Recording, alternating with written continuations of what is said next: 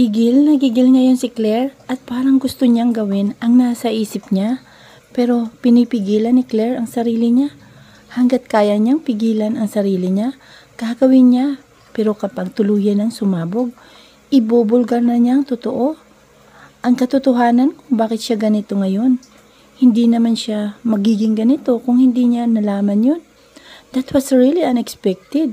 Hindi niya inakala na gagawin yun ng mahal niya. Sa kanya, gusto mo bang magpadala sa ospital? May prometida? Maya-maya ipa'y tanong ni Juan Miguel sa kanya. May prometida. She doesn't want to hear it anymore. Saang ospital? Sa mental? Ganon? What?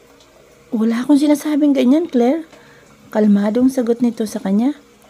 Ganon na rin yun. Gusto mo akong dalhin sa ospital kasi iniisip mo na nababaliw na ako. Ayaw kitang sagutin pero hindi yan ang ibig kong sabihin. Ayaw kong pahabain to at ayaw kong mag-away tayong dalawa, Claire. Mahal kita at ayaw ko lang makita kang ganyan. Kung may nararamdaman ka, I'm here. Sabihin mo lang sa akin. Sabi nang wala inis niyang anas. Hindi na umimik si Juan Miguel. Napairap muli siya at nagsumiksik sa gilid dahil ayaw niyang malapit ang katawan ng lalaki sa kanya. Makalipas ang halos kalahating oras, nakarating na rin sila sa destinasyon. Galit na binuksan ni Claire ang pinto ng kotse at galit din niya yung sinaraduhan. Nagpakawala siya ng hangin sa bibig bago naglakad papasok sa loob. Ano bang problema mo, Claire? Can you tell me, ha? Hindi ako makampante. You became cold to me. Ilang oras lang tayong hindi nagkasama pero ganyan ka na. What did I do para ganituhin mo ako? Kagagaling lang natin sa Paradise Island. Hindi na malaya na tumulo na ang ilang butil ng luha sa mga mata niya. Nagpatuloy siya sa paglalakad at hindi pinansin si Juan Miguel. Na makapasok sa loob, dinako niya ang kusina para uminom ng tubig dahil pakiramdam ni Claire ay maubusan siya ng hangin. Ramdam pa rin ni Claire na patuloy si Juan Miguel sa pagsunod sa kanya. Nang makapasok sa kusina, ipinatong niya ang bag sa nadaan ng upuan at tinungo ang ref. Kumuha siya roon ng tubig at inisang lagok ang laman ng basong hawak. Nang maubos, biglang bumuhos ang maraming luha sa mga mata niya. Tahimik niya yung hinilabas habang diretsahang nakatingin sa unahan niya. Talk to me, Claire. She felt Juan Miguel behind her. Mariin niyang ipinikit ang mga mata. Maraang inilapag ang baso sa counter at humarap kay Juan Miguel. Iminulat niya ang mga mata sa kamatamang tiningnan ang lalaki sa harap niya. Lalo pang rumagasang mainit na likido sa mga mata niya. You promise me na hindi mo ako lulukuhin. You promise me na hindi mo ako paiiyakin. You promise me na mamahalin mo ako habang buhay. Pero ano itong ginawa mo, Juan Miguel? Sinira mo ang mga pangako mo sa akin. You're such a liar, Juan Miguel. Napakasinungaling mo. Makalipas ang ilang sandali, napagulol na siya. Mula sa mukha ni Juan Miguel, bumakas doon ang matinding pagtataka. What are you talking about, Claire? Hindi kita maintindihan. Sinamaan niya ito ng tingin, saka nagtungo sa bag niyang ipinatong niya sa upuan kanina. Nang makita, bumalik siya sa pwesto at kinuha sa bag ang cellphone. May hinanap doon si Claire. Nang makita ito, pinindot niya ang video at iniharap kay Juan Miguel. Hindi pa man lumilipas ang ilang segundo, ay narinig kaagad ni Claire ang mga ungol ng dalawang nilalang. Lalo pang napahagulhol si Claire na mga sandaling yun. Hindi na kinaya ni Claire ang lahat, kaya pinatay niya ang cellphone at inilapag yun sa counter. Hindi siya makapaniwalang tumingin kay Juan Miguel. Paano mo ito nagawa sa akin? Juan Miguel, niloko mo ako. Akala ko ako lang ang mahal mo. Pero ano yung video na yun, ha? Nakikipag-sex ka kay Asante? Don't deny it dahil kitang-kita ko ang mukha niyong dalawa ron. Bakit, Juan Miguel? Bakit mo kailangan gawin to sa akin? Nagmumukha akong tanga, Juan Miguel. Manluloko ka. Babaero ka.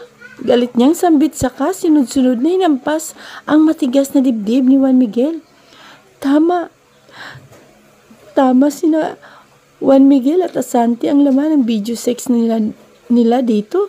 Sabi ni Paulina kanina, may nag-send daw sa kanya at pati na rin kay Danilo. Meron din yung naging dahilan kaya napaiyak siya kanina. Sobrang sakit ng nararamdaman ngayon ni Claire. Hindi niya inakala na magagawa nito ni Juan Miguel sa kanya. Minahal niya ito ng lubusan. Umaasa siya na ito na ang magiging lalaki sa buong buhay niya. Pero nagkakamali siya. Akala niya ay magiging maayos ng lahat. Pero hindi pa pala. Ito ang nagsisimula na naman sila sa napaglaruan ng tadhana. Sobrang sakit ng damdamin ni Claire. Iniisip niya na sana'y namatay na lang siya kung mararanasan din naman ng ganito. Let me explain, Claire. Hindi ko Shut up, Juan Miguel. Ganyan naman kayong mga lalaki. Lahat na lang hindi nyo ginusto. Pero ang totoo, na-enjoy nyo naman pala. Kitang-kita sa mga mata mo na ina-enjoy ka habang ginagalaw ang babaeng yun. Hindi pa ba ako enough, Juan Miguel? Hindi ako magagalit ng ganito kung hindi ka nangako sa akin. Wala kang kwentang tao. Gusto mo paglaruan ng mga babae? Sinungaling ka, Juan Miguel. Sana ikaw na lang namatay. Sana ikaw na lang nagdusa ngayon. Sunod-sunod niyang sigaw habang nanlilisik ang mga mata kay Juan Miguel. Nakita ni Claire ang matinding kalungkutan sa mga mata ni Juan Miguel. Kalaunan ay bumagsak ang ilang butil ng luha sa magkabila nitong mga mata. Hayaan mo muna akong magpaliwanag, may prometida. Paliwanag? No, hindi ko na kailangan ng walang kwenta mong paliwanag. Bakit? Kasi malinaw na sa akin na niloko mo lang talaga ako. At wag na wag mo akong tatawaging may prometida dahil simula ngayon, tapos na tayo. Walang magaganap na kasal at yan ang tatandaan mo. Maluloko ka. Lahat ng yan, ikaw, Juan Miguel, hindi mo na ako madadaan sa mga salita mo. You're a fucking asshole. Matapos sabihin yon, kinuha niya ang kanyang bag at cellphone, saka umalis na. Ngunit nakakailang hakbang pa lang siya nang hawakan ni Juan Miguel ang isa niyang kamay. Lumuhod ito at nagmakaawa sa kanyang huwag iwan. Galit na inagaw ni Claire ang sariling kamay at hindi na ito pinansin. Nagpatuloy siya sa paglalakad palayo pero may naalala siya. Tiningnan niya ang kamay niya at nakita niyang suot niya pa rin ang singsing na ibinigay ni Juan Miguel. Inalis niya agad iyon sa kanyang daliri. Humarap sa lalaki at walang ano-ano'y ibinato ang singsing dito. Nang lumagpak yun sa sahig, nagpatuloy na siya sa pag-alis. Nang makalabas ng kusina ay napasandal siya sa sahig at napahagulhol. Kalaunan ay dahan-dahang dumausdos pababa si Claire. Patuloy lang siya sa pag-iyak habang iniisip ang ginawang kalukuhan ni Juan Miguel sa kanya. Makalipas ang ilang segundo, tumayo na si Juan Miguel mula sa pagkakaluhod at tinungo ang nakasaradong pinto. Umaasa siyang makikita niyang dalaga pero pagkalabas niya ay hindi na niya ito nakita. Napatiim si Juan Miguel at iginala pa ang mga mata. Makita lang ito pero wala na talaga. Parang bula si Claire na pumutok na lang ng kusa. Imbis na habulin pa ito, mas minabuti niyang tawagan ang numero ni Asante. Hayaan niya muna si Claire ngayon dahil ayusin niya muna ang lahat. Si Asante agad ang nasa isip niya na mapanood niyang video. Naalala niya yung sinabi nito kanina. Akala niya niluloko lang siya nito pero hindi pala. Totoo ang sinabi nito. Ilang ring ang lumipas bago sagutin ng babae ang tawag. Marahas siyang nagpakawala ng hangin sa bibig saka nagsalita. What the hell did you do, Asante? Sigaw niya. Gigil na gigil habang matalim na nakatingin sa kawalan. Ginawa ko lang ang magpapasaya sa akin. Oh, shut up you bitch! Nalaman na ni Claire ang lahat. Bakit mo ba kailangan sirain ang pagsasama namin? Ilang beses ko bang sasabihin sa iyo na hindi kita mahal at hindi kita mamahalin kahit anong mangyari? Mahal kita kaya nagawa ko yun, Juan Miguel. Gusto ko lang naman na mapasa akin ka. Ganon kita kamahal, Juan Miguel. Kahit alam kong ikagagalit mo ang isang bagay, gagawin ko. Makuha lang Hindi mo ako makukuha, Sante. Si Claire lang ang nasa puso ko at wala nang iba. Could you stop assuming na magiging tayo? You ruined everything. Destroyed my relationship with Claire.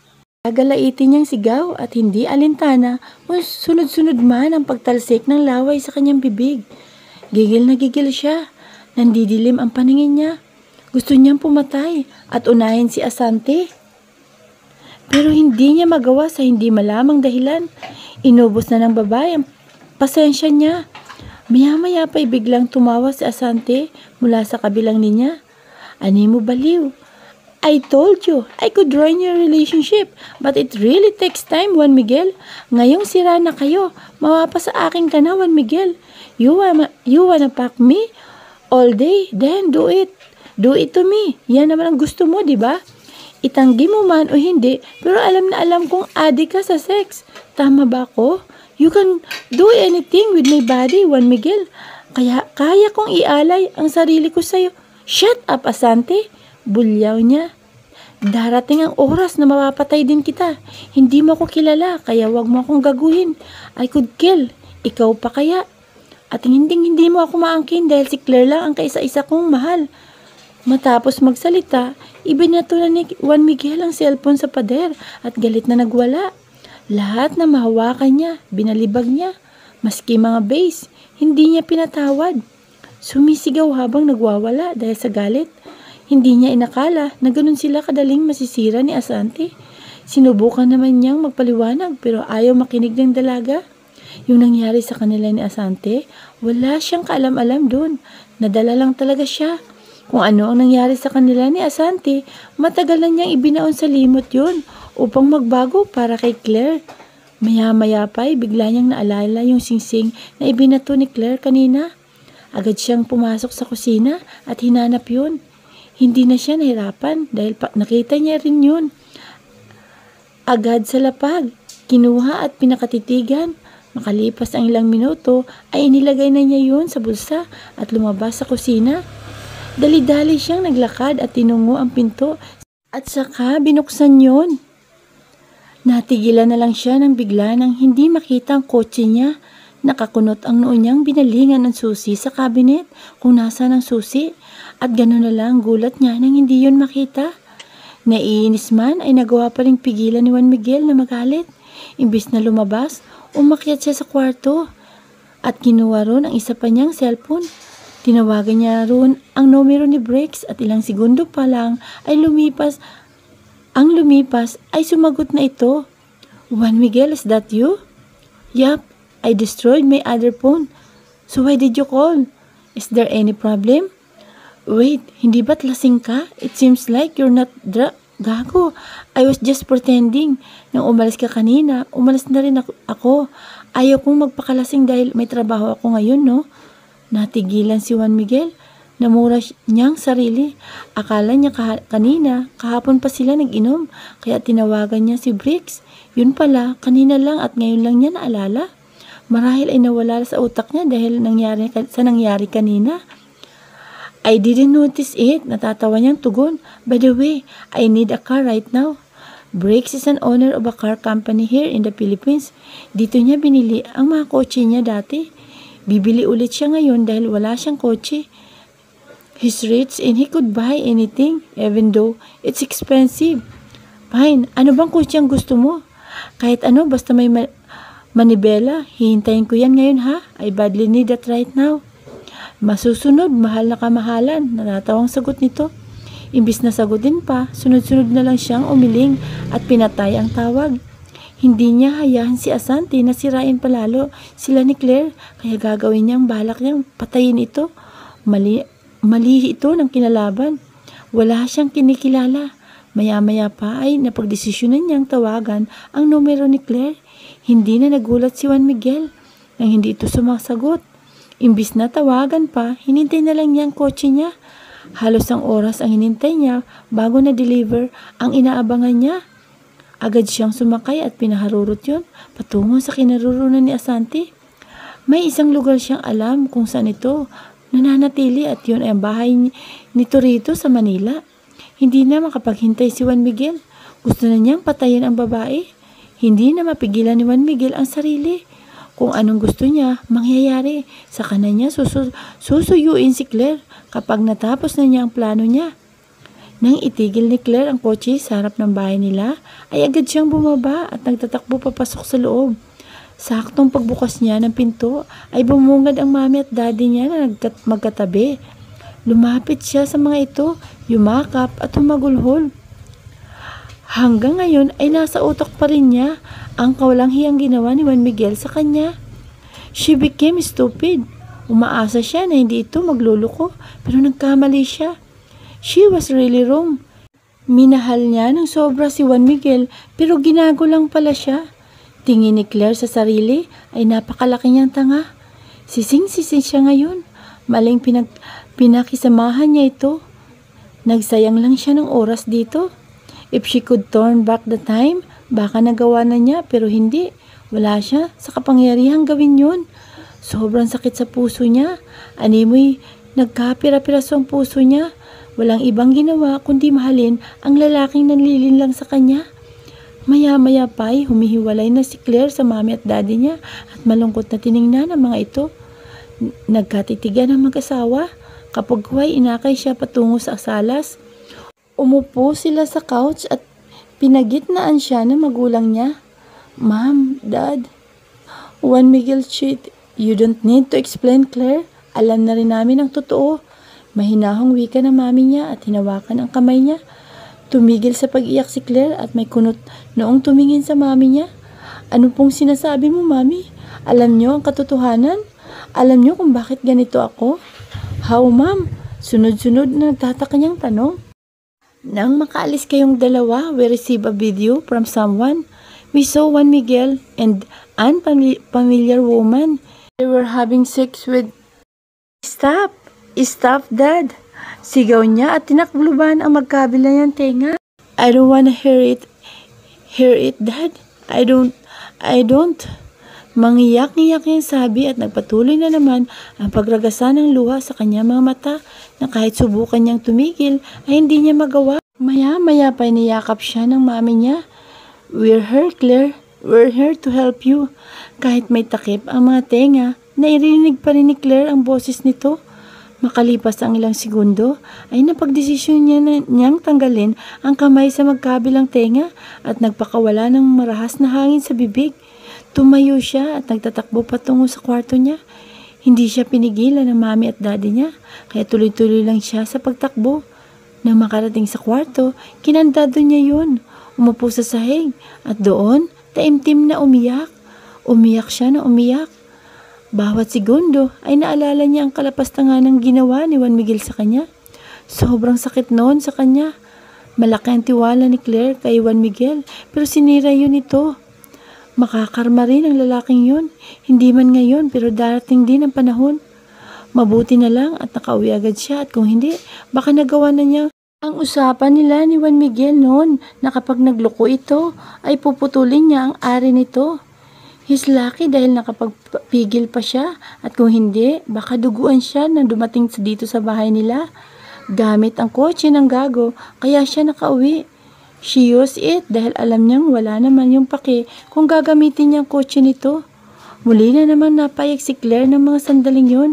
Kalaunan ay napahiga sa sahig. Ang segundo pa ang nakalipas, nakatulog na siya dahil sa pagod sa kakaiyak. Ang magising si Claire, madilim na ang labas. Inaantok siyang bumangon at lumingalinga sa kanyang paligid. Nasa loob siya ng kanyang kwarto at wala siyang kaalam-alam. Sa sahig na pala siya nakatulog. Nang magising si Claire, madilim na ang labas. Inaantok siyang bumangon at lumingalinga sa kanyang paligid. Nasa loob siya ng kanyang kwarto at wala siyang kaalam-alam. Nasa sahig na siya nakatulog. Napakibit ng balikat siya at tinungo ang banyo. Nang makapasok, humarap siya sa salamin at pinakatitigan niya ang kanyang sarili. Namumugto ang mga mata niya. Halatang halata ron ang matindi niyang pag-iyak. Sinubukan ni Claire na pigilan ang luha pero hindi na niya nagawa sapagkat tuluyan nang tumulo yun sa kanyang mga mata. Walang emosyong tiningnan ang sarili habang nakakuyom ang mga palad niya. It's really hard.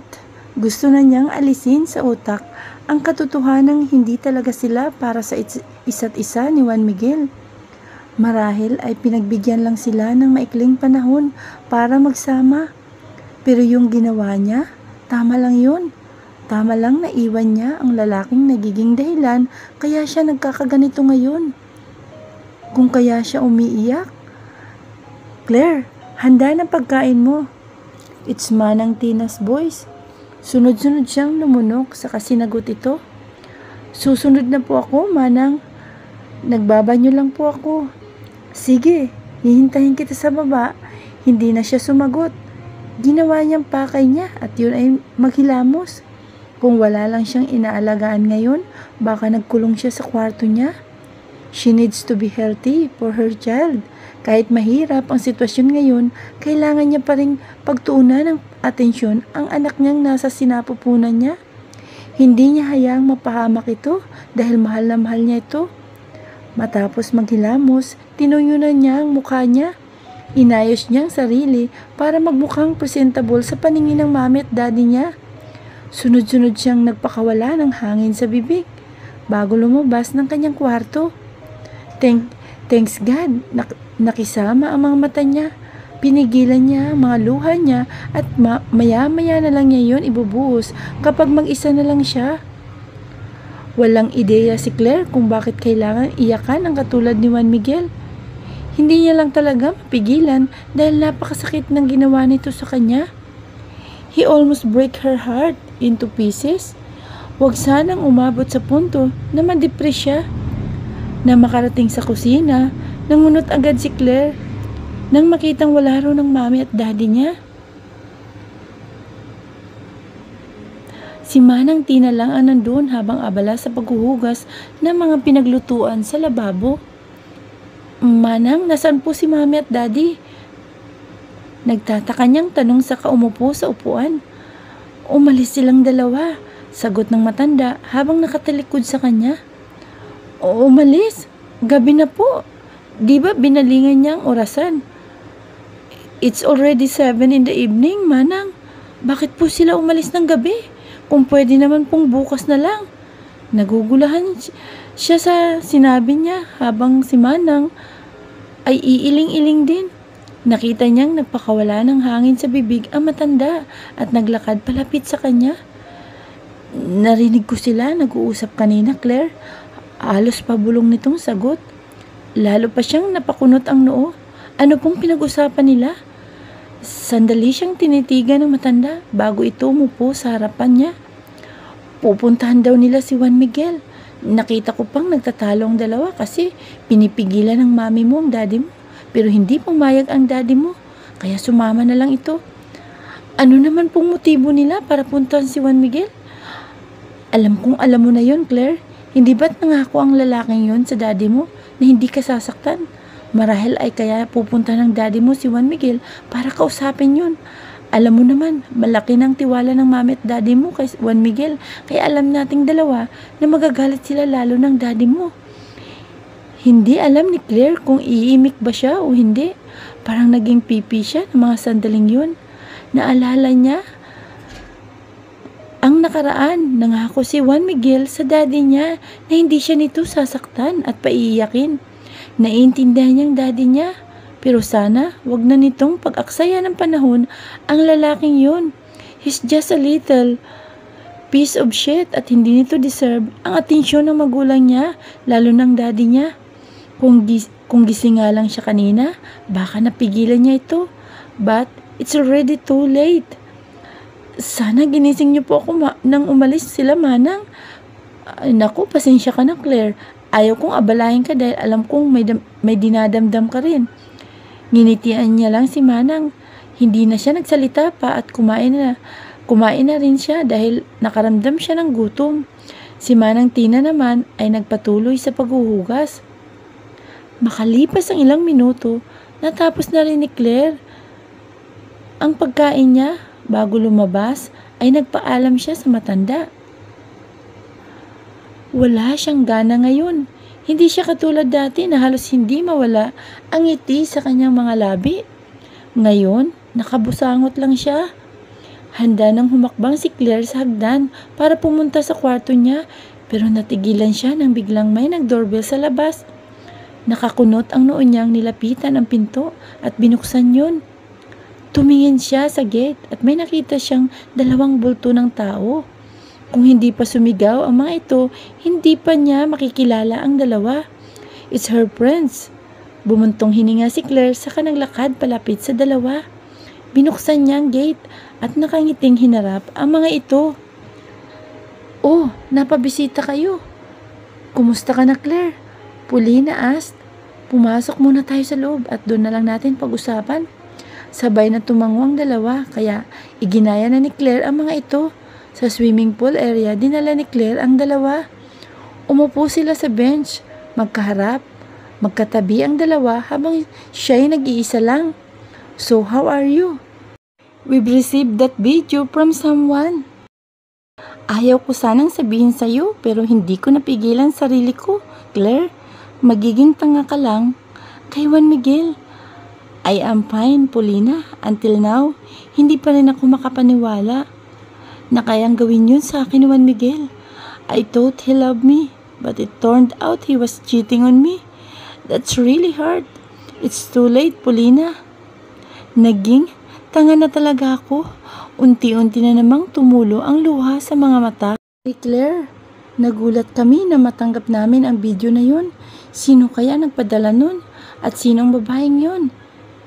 Si Danilo ang nagsasalita. It's a Santi.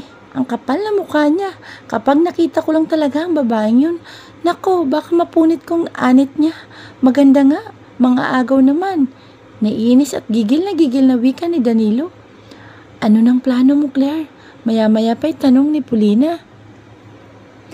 I don't have plan right now. Basta ang gusto ko, matahimik ako. Sagot niya habang pinupunasan ang luha sa magkabila niyang pisngi. Paanong anak niyo? Tanong ni Danilo. Ibinaba ni Claire ang tingin sa kanyang tiyan na hindi pa naman lumalaki, ngunit damang-dama na niyang may laman talaga sa loob niya.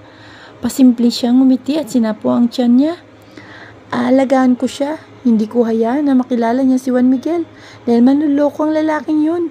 Ipapamulat ko sa magiging anak ko ang maganda at maayos na buhay.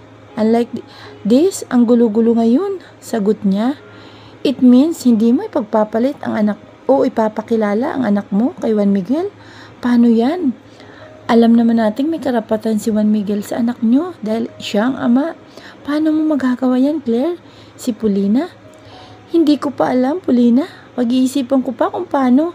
Basta, hindi ko hayaan na makilala ng anak ko ang ama niyang manluloko. Kaya kong alagaan ng anak ko na nag-iisa. Let me think first, kasi ngayon, magulo pa ang sitwasyon. Paano kung humingi ng sorry si Juan Miguel? Patatawarin mo ba? Tanong ni Danilo. Muling bumuntong hininga si Claire. Hindi ko siya patatawarin. Hindi, gusto niya ngang magpaliwanag kanina, pero mas pinili kong wag nang pakinggan dahil baka mas masaktan ako. Pero malinaw sa akin ngayon na niloko niya lang talaga ako. Paano kung na-sit up lang pala siya? Ani Paulina? Bahagya siyang natawa sa sinabi ni Paulina. Set up? Hindi mukhang set up yung nangyari, Paulina. Kitang-kita ko sa video. Sayang-saya pa si Juan Miguel at may isang beses na narinig ko ang pangalan ko sa kanya. You think it was set up? No, I don't think so. Sadya yun. Sinadya niyang gawin yun dahil hindi pa siya kontento sa akin. May punto ka, Claire. Tatango-tangong tugon ni Paulina. Kung hindi ka pa okay, just call us, ha, Claire? Kung pwede nga lang kaming manatili rito, baka nagawa na namin para may kasama ka. Alam namin na mahirap ang pinagdadaanan mo ngayon at naranasan ko na ring maloko kaya naintindihan kita. But don't worry, darating din ang panahon na makakalimutan mo ng lahat. Magtiwala ka lang. Nginitian niya si Danilo. Nandito naman sina Daddy at Mami, kaya okay lang ako. At salamat sa inyong dalawa dahil binisita niyo ako. Kahit papano, nawala ang sakit na nararamdaman ko. Sige, alis na kami. Tumawag ka lang kung kailangan mo kami, ha. Huwag kang mahiya dahil magkakaibigan naman tayo. Salamat, Paulina. Salamat din, Danilo. Tumayo ng dalawa kaya tumayo na rin siya. Nagbeso pa silang tatlo bago tuluyang umalis ang mga ito. Muli ay marahas na nagpakwala ng hangin sa bibig si Claire at naglakad na papasok sa bahay. Nakakailang hakbang pa lamang siya nang may marinig siyang tumigil ng sasakyan sa labas. Nagtataka niyang binalingan yun. The car is not familiar. Ilang segundo pang nanatili ang mga mata niya ron bago tuluyang lumabas ang nasa loob. Bagya siyang nagulat na mapagsino ito. It's Charles. Anong ginagawa ng lalaking ito rito? At bakit pasulpot-sulpot ito? Nagtataka man ay nagawa pa rin niyang lapitan ito. What are you doing here? Nang aasar ka ba, Charles? Could you stop? Nandito lang ako, Claire. Kung kailangan mo ng karamay, Claire, I don't need your sympathy, okay? Ang gusto ko, umalis ka. Bulyaw niya rito. Nabalitaan kong nangyari kanina. Nanlaki ang mga mata niya. Paano? From your father. What? Bakit naman sasabihin ni Daddy sa yung nangyari kanina? We have contact with each other. He told me what happened. Sadya niya akong pinapunta niya rito para damayan ka. Natigilan si Claire. Biglang kumabog ang dibdib niya. Mukhang mangyayari na naman ang nangyari noon. Parang katulad lang din kay Bernard. Pero bakit nag-uusap pa rin ang dalawa gayong matagal na silang wala ni Charles? Hindi na niya kaya ang sitwasyon ngayon. Tapos ito na naman. Hindi niya gusto ang desisyon ng daddy niya. Alam na niya agad ang mangyayari ulit. Katulad nung kay Bernard. Imbis na sagutin pa si Charles, mas pinili ni Claire na tumakbo papasok sa loob dahil ayaw niya makausap si Charles. Ayaw niya nang magulo. Ang magulo sa utak niya. Ayaw niya rin ng karamay. Isa lang gusto niya at yun ay ang katahimikan. Samantalang, ipinarada ni Juan Miguel ang kotse sa harap ng bahay ni Asante. Madilim sa loob, kaya hindi siya sigurado kung nandito ba ito, rito o wala. Pero papasok pa rin siya sa loob dahil hindi siya makampante hanggat hindi nakakausap ang babae. Nagtungo rin siya para gawin ang pakay niya. Nang buksan ni Juan Miguel ang pinto, bahagya siyang nagulat nang bumukas yun. It means Asante's here. Umiling siya at pumasok sa loob pero kadiliman ang bumungad sa kanya. Kinapa niyang switch ng ilaw sa tabi ng pinto at pinindot yun. Nagliwanag ang kabahayan ngunit hindi niya nakita si Asante. Nakakabingi ang katahimikan. Nasaan ang babaeng yun? Hindi na siya makapaghintay na patayin ito. Sinarado niya ang pinto at nagpatuloy sa paglalakad. Hanapin niya muna ito rito sa unang palapag dahil baka nagtatago ito. Maring natunugan ito na pupunta siya rito. Akmang pupunta na siya sa salas nang biglang may marinig siyang boses.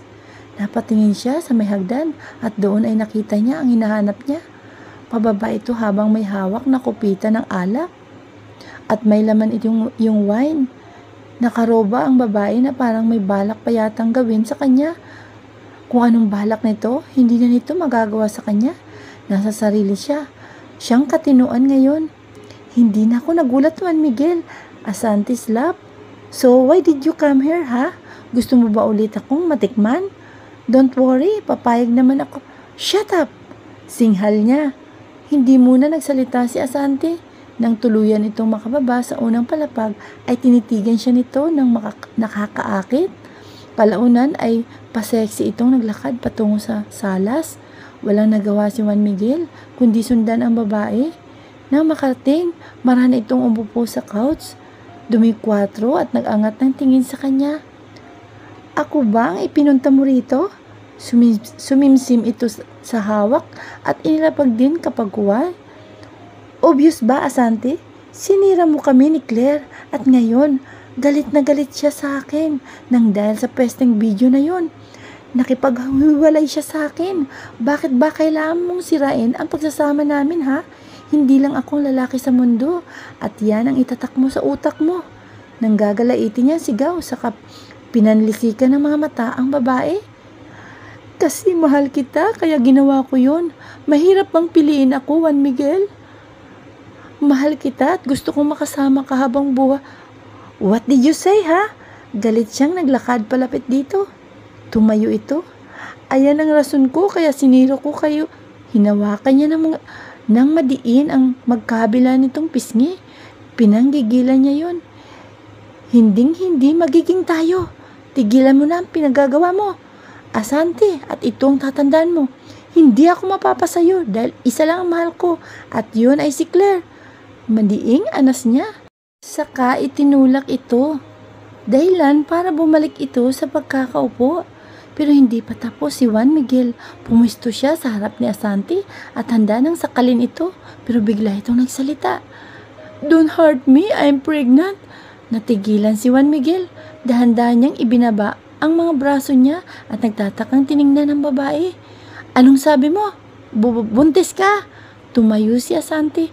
Oo, buntis ako, Juan Miguel, at ikaw ang nakabuntis sa... No, hindi kita nabuntis. Sa ibang lalaki yan. Tinawanan siya ni Asante. Sa kamay kinuha sa center table na nasa tabi lang nila. Iniharap ni Asante yun sa kanya. Here's the proof, Juan Miguel. I am 8 weeks pregnant. Galit niyang kinuha yun at tiningnan. Ngayon lang napagtanto ni Juan Miguel kung ano yun. It's a pregnancy test and it has 2 lines. 2 lines means positive. Wala sa sariling nabitawan ni Juan Miguel ang hawak at tiningnan si Asante. Hindi niya alam kung anong sasabihin niya ng mga sandaling yon. Dapat ba siyang maniwala o hindi? Kilala na niya si Asante at alam niyang sinungaling ito. No, hindi siya dapat maniwala rito. Parte lang nito yun. Pagsira sa kanilang dalawa ni Claire. I don't believe you, singhal niya. Buntis ako at yun ang totoo, Juan Miguel. Ayan ang nagresulta sa paggalaw mo sa akin. Kailangan mo akong panagutan kahit sa ayaw at sa gusto mo. Papanagutan mo ako dahil nabuntis mo ako. Shut up, Asante. Nang gagalaitin niyang sigaw sa kasinampal ang babae. Dahil sa lakas ng pagkakasampal niya, napaupo si Asante sa couch. Huwag mong gamitin yung pagbubuntis mo, Asante. Kahit sino walang maniniwala sa'yo dahil isang kang sinungaling. You can't fool me. I am not stupid. Nakatiim niyang sambit habang masamang nakatingin dito. Alam ko namang hindi ka maniniwala, pero nagsasabi ako ng totoo. Buntis ako at ikaw ang ama. Umikot man ang mundo, hindi naman mababago na ikaw ang lalaking bumuntis sa akin. Isa rin ito, kaya sinira ko kayo ni Claire. Please, Juan Miguel, choose me over Claire. Mas deserve mo ako. Nagmamakaawa ko sa iyo, Juan Miguel. Ako na lang ang mahalin mo dahil magkakapamilya na tayo. Magkakaanak na tayo. Naririnig mo ba yung pinagsasabi mo, Asante? Hindi nga kita mamahalin dahil si Claire lang ang mahal ko. At wala akong pakialam kung buntis ka dahil alam kong niloloko mo lang ako. Hindi kita papanagutan at wala akong pakialam kung magmakaawa ka man dyan. Kahit lumuhod ka man dyan. Matapos sabihin ang mga katagang yon, tumalikod na siya. Narinig niya pang malakas na pag-iyak ni Asante. Imbis na pansinin pa, nagpatuloy na lang siya nang makalabas ay agad niyang dinako ang kotse niya at sumakay doon, saka pinaharurot ang sasakyan. Hindi niya na nagawa ang pakay niya na patayin ito. Hindi niya alam kung bakit hindi niya magawang patayin ang babae. Kanina lang gustong-gusto na niya itong patayin, pero ngayon ay wala na siyang lakas. Hindi maintindihan ni Juan Miguel ang sarili. Matino siyang tao, kaya hindi siya nito maluloko. Hindi siya maniniwala na siya ang nakabuntis dito. Hindi niya ipagkakaila na may nangyari na sa kanila ni Asante. Kung buntis ito, edi sana matagal na nitong sinabi. She was just lying at yun ang pinaniniwalaan ni Juan Miguel ngayon. Madilim na nang makarating si Juan Miguel sa bahay niya. Ipinarada niya ang sasakyan sa garahe at naglakad na siya papasok sa loob. Saktong pagpasok niya ay biglang may dumikit na kung anong malamig na bagay sa noo niya. Napasingap siya ng dahil doon. Kinapa niya ang switch ng ilaw at pinindot yun. At mula sa harap niya, bumungad ang dalawang pamilyar na tao. Ang magulang ni Claire ang nakita niya. May hawak ang daddy ni Claire na baril na siyang nakadikit sa noo niya ngayon. Nakaramdam siya ng kaunting takot. May pinag-usapan tayo, Juan Miguel.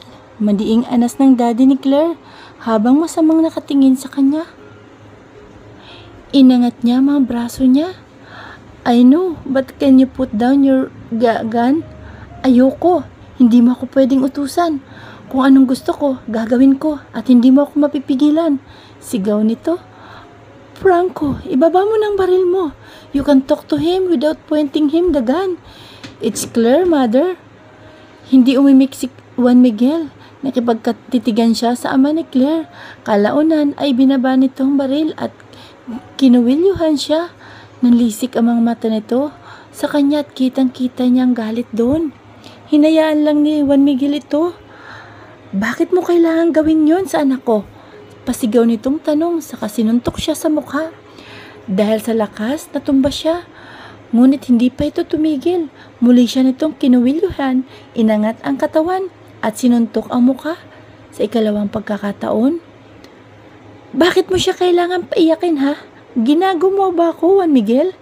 Tarantado kang lalaki ka. Papatayin kita. At sunod-sunod na siya nitong pinagsusuntok sa mukha. Bawat paglapat ng kamao nito sa mukha niya ay ang paglabas ng mahihinang daing mula sa kanyang lalamunan. Na mapagod ito'y binitawan siya nito dahilan para mapahiga na naman siya sa sahig. Sunod-sunod na umiling si Juan Miguel at marahang tumayo.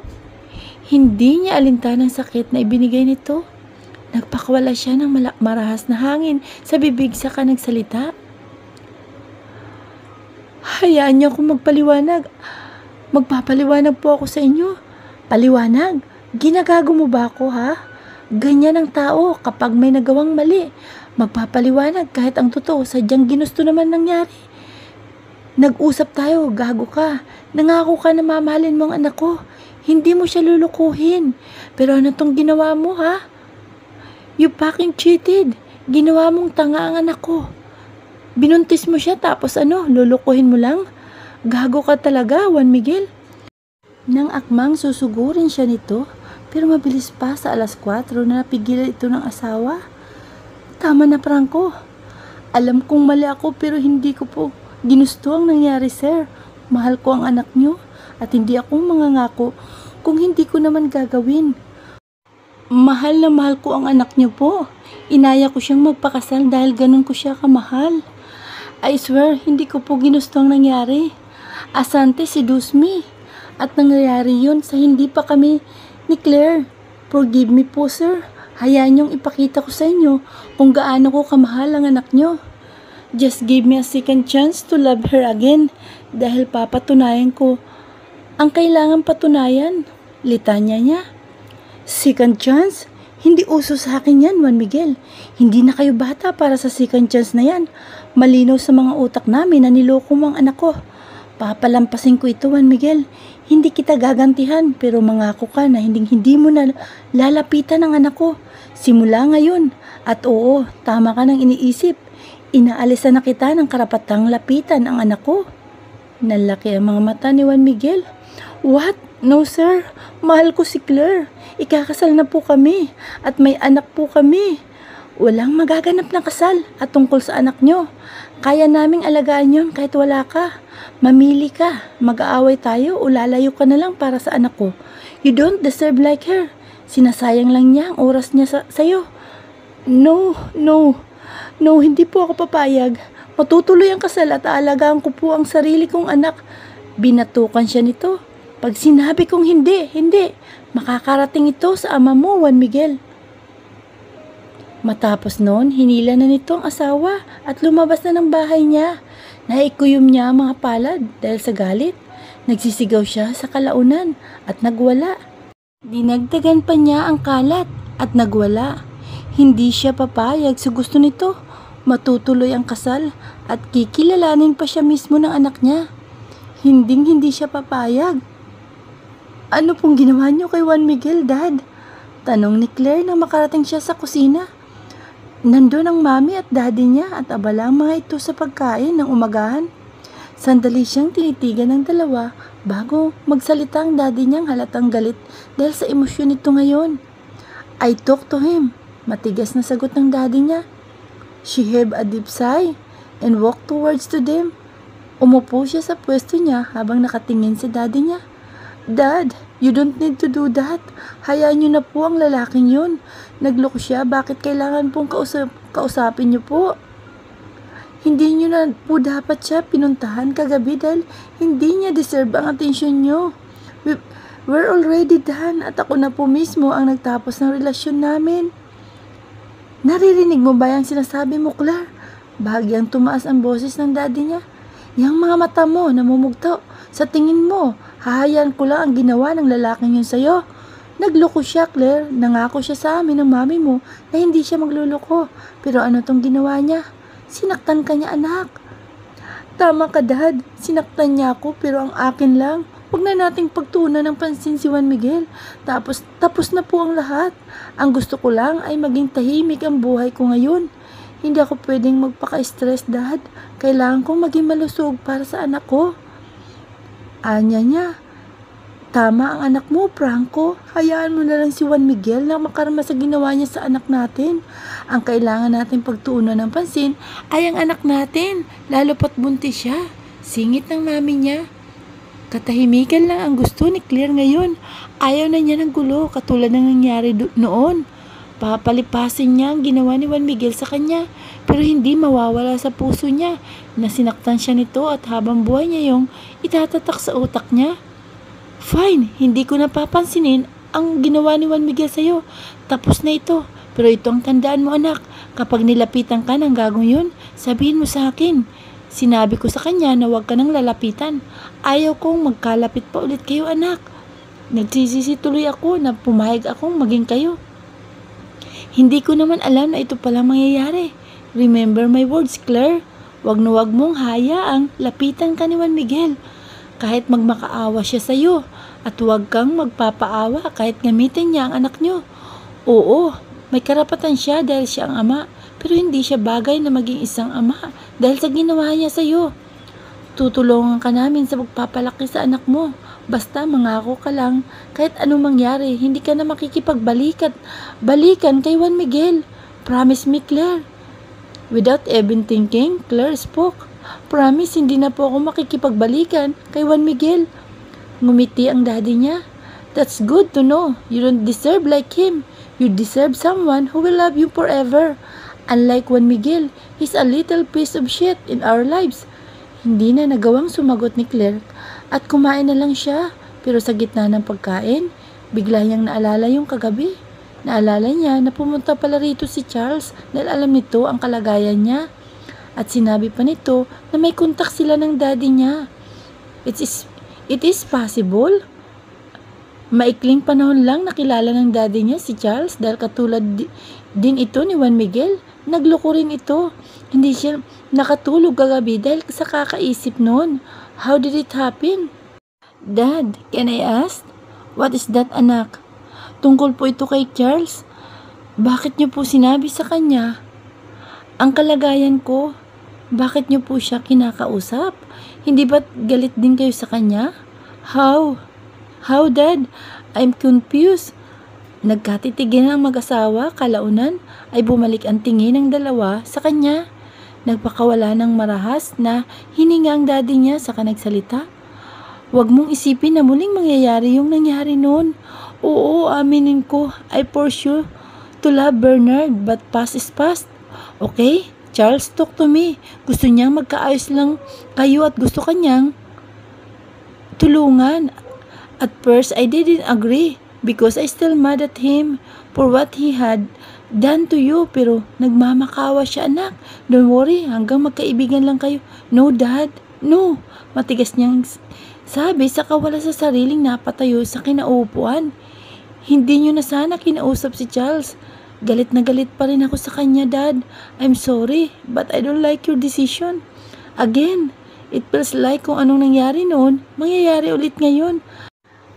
I don't need his help, Dad. I could stand by my own. Matapos magsalita, ay pagalit siyang umalis ng kusina. Tinawag pa siya ng daddy niya, pero hindi niya pinansin ito. Nawala na siya ng ganang kumain, kaya naman bumalik na lang siya sa kwarto niya. Galit na naman siya sa daddy niya. Napakababaw nito. Bakit kailangan pang hayaan si Charles na tulungan siya?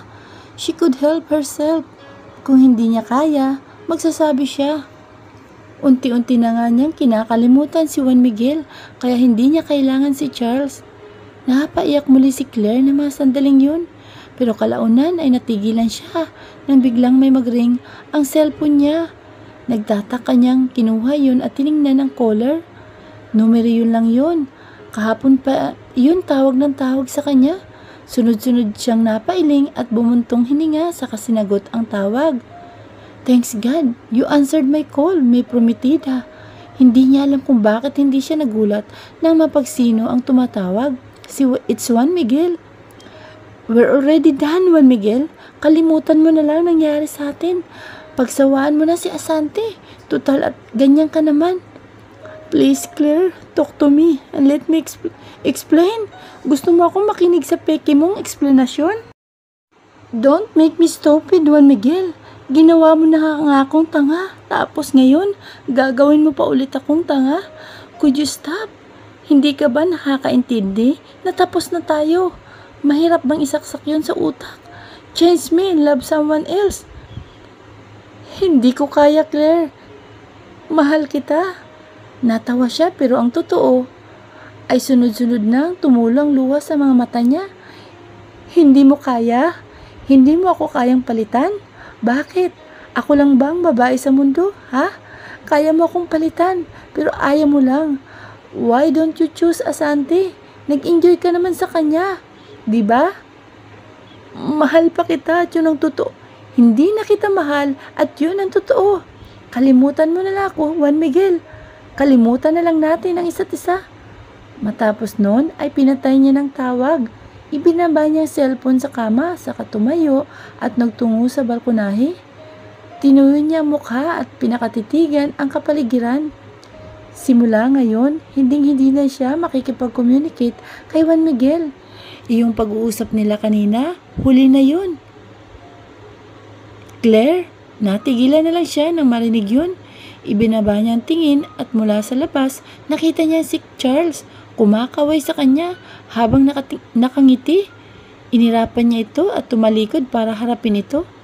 Kahit kailan talaga, hindi mawawala ang pagiging makulit ng lalaking yun. Ano bang ginagawa mo rito, Charles? Hindi ba pa enough yung sinasabi ko kagabi? I don't need your sympathy or whatever. Galit niyang saad nang mapuntahan ito. Hindi yata nakaramdam si Charles.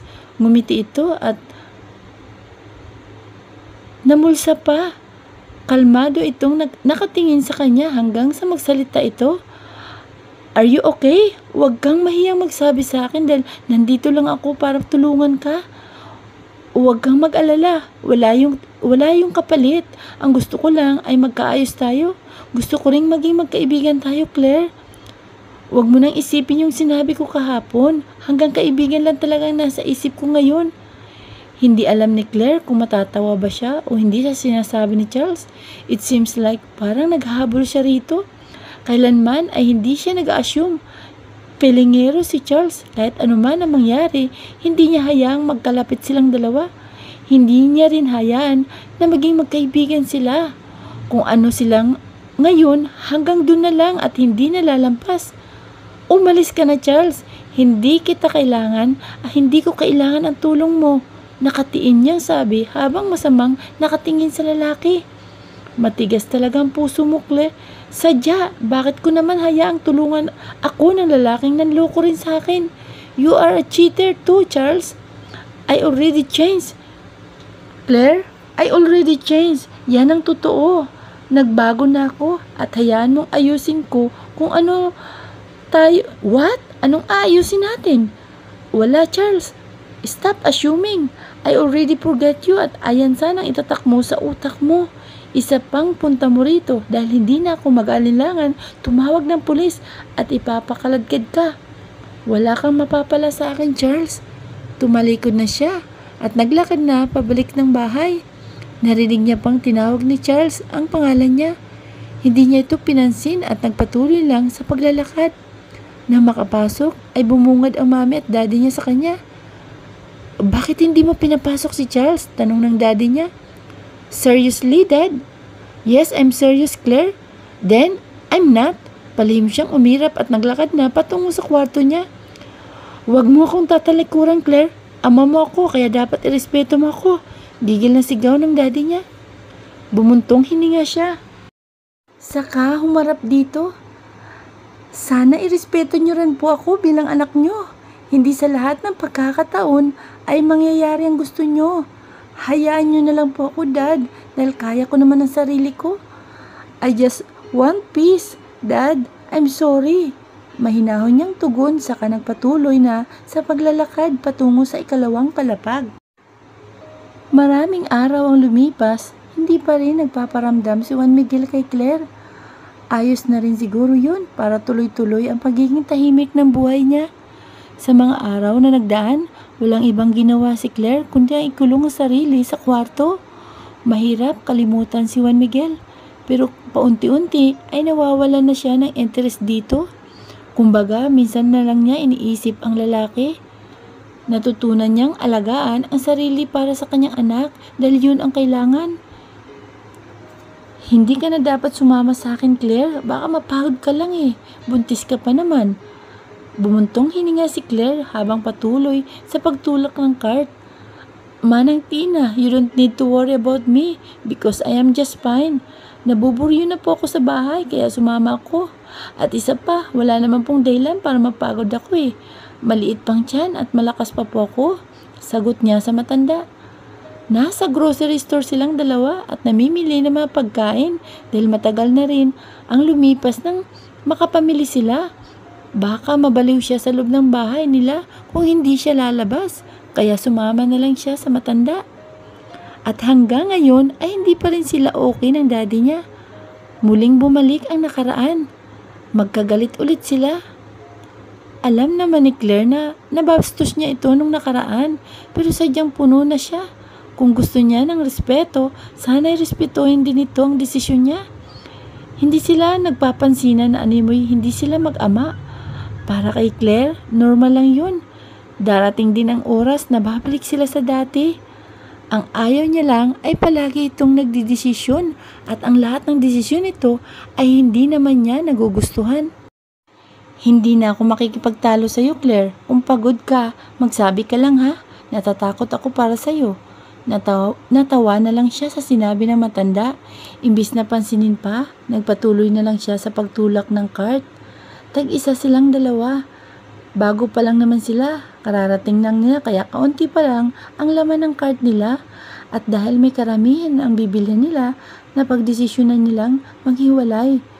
Nasa seksyon si Manang Tina ng mga karne, samantalang si Claire naman ay nasa seksyon ng mga gulay at prutas. Kung ano ang mga kailangan ay nilagay ni Claire sa cart niya. Dampot lang siya ng dampot at na matapos ay lumipat naman siya sa kabilang seksyon.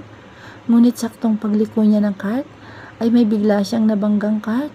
Nakakunot ang noo niyang tiningnan ang nagtutulak noon at halos bumagsak ang panga niya nang makita ito. It's Asante. Magkasalubong agad ang mga kilay nito sa kanya. Masama ang tingin habang may galit sa mukha. Kinakabahan si Claire na mga sandaling yun. Napalunok siya ng ilang beses. Natatakot ba siya sa babaeng ito? Kasi noon, hindi ganito ang reaksyon niya kapag nakikita niya ito. Bakit sa dinami-dami ng makikita ko, ikaw pa? Ang laki ng mundo, pero rito pa tayo magtatagpo. Nakangising saad ni Asante. Bumuntong hininga siya. Ayaw ko ng gulo, Asante. Mahinahon niyang sabi saka inatras ang cart.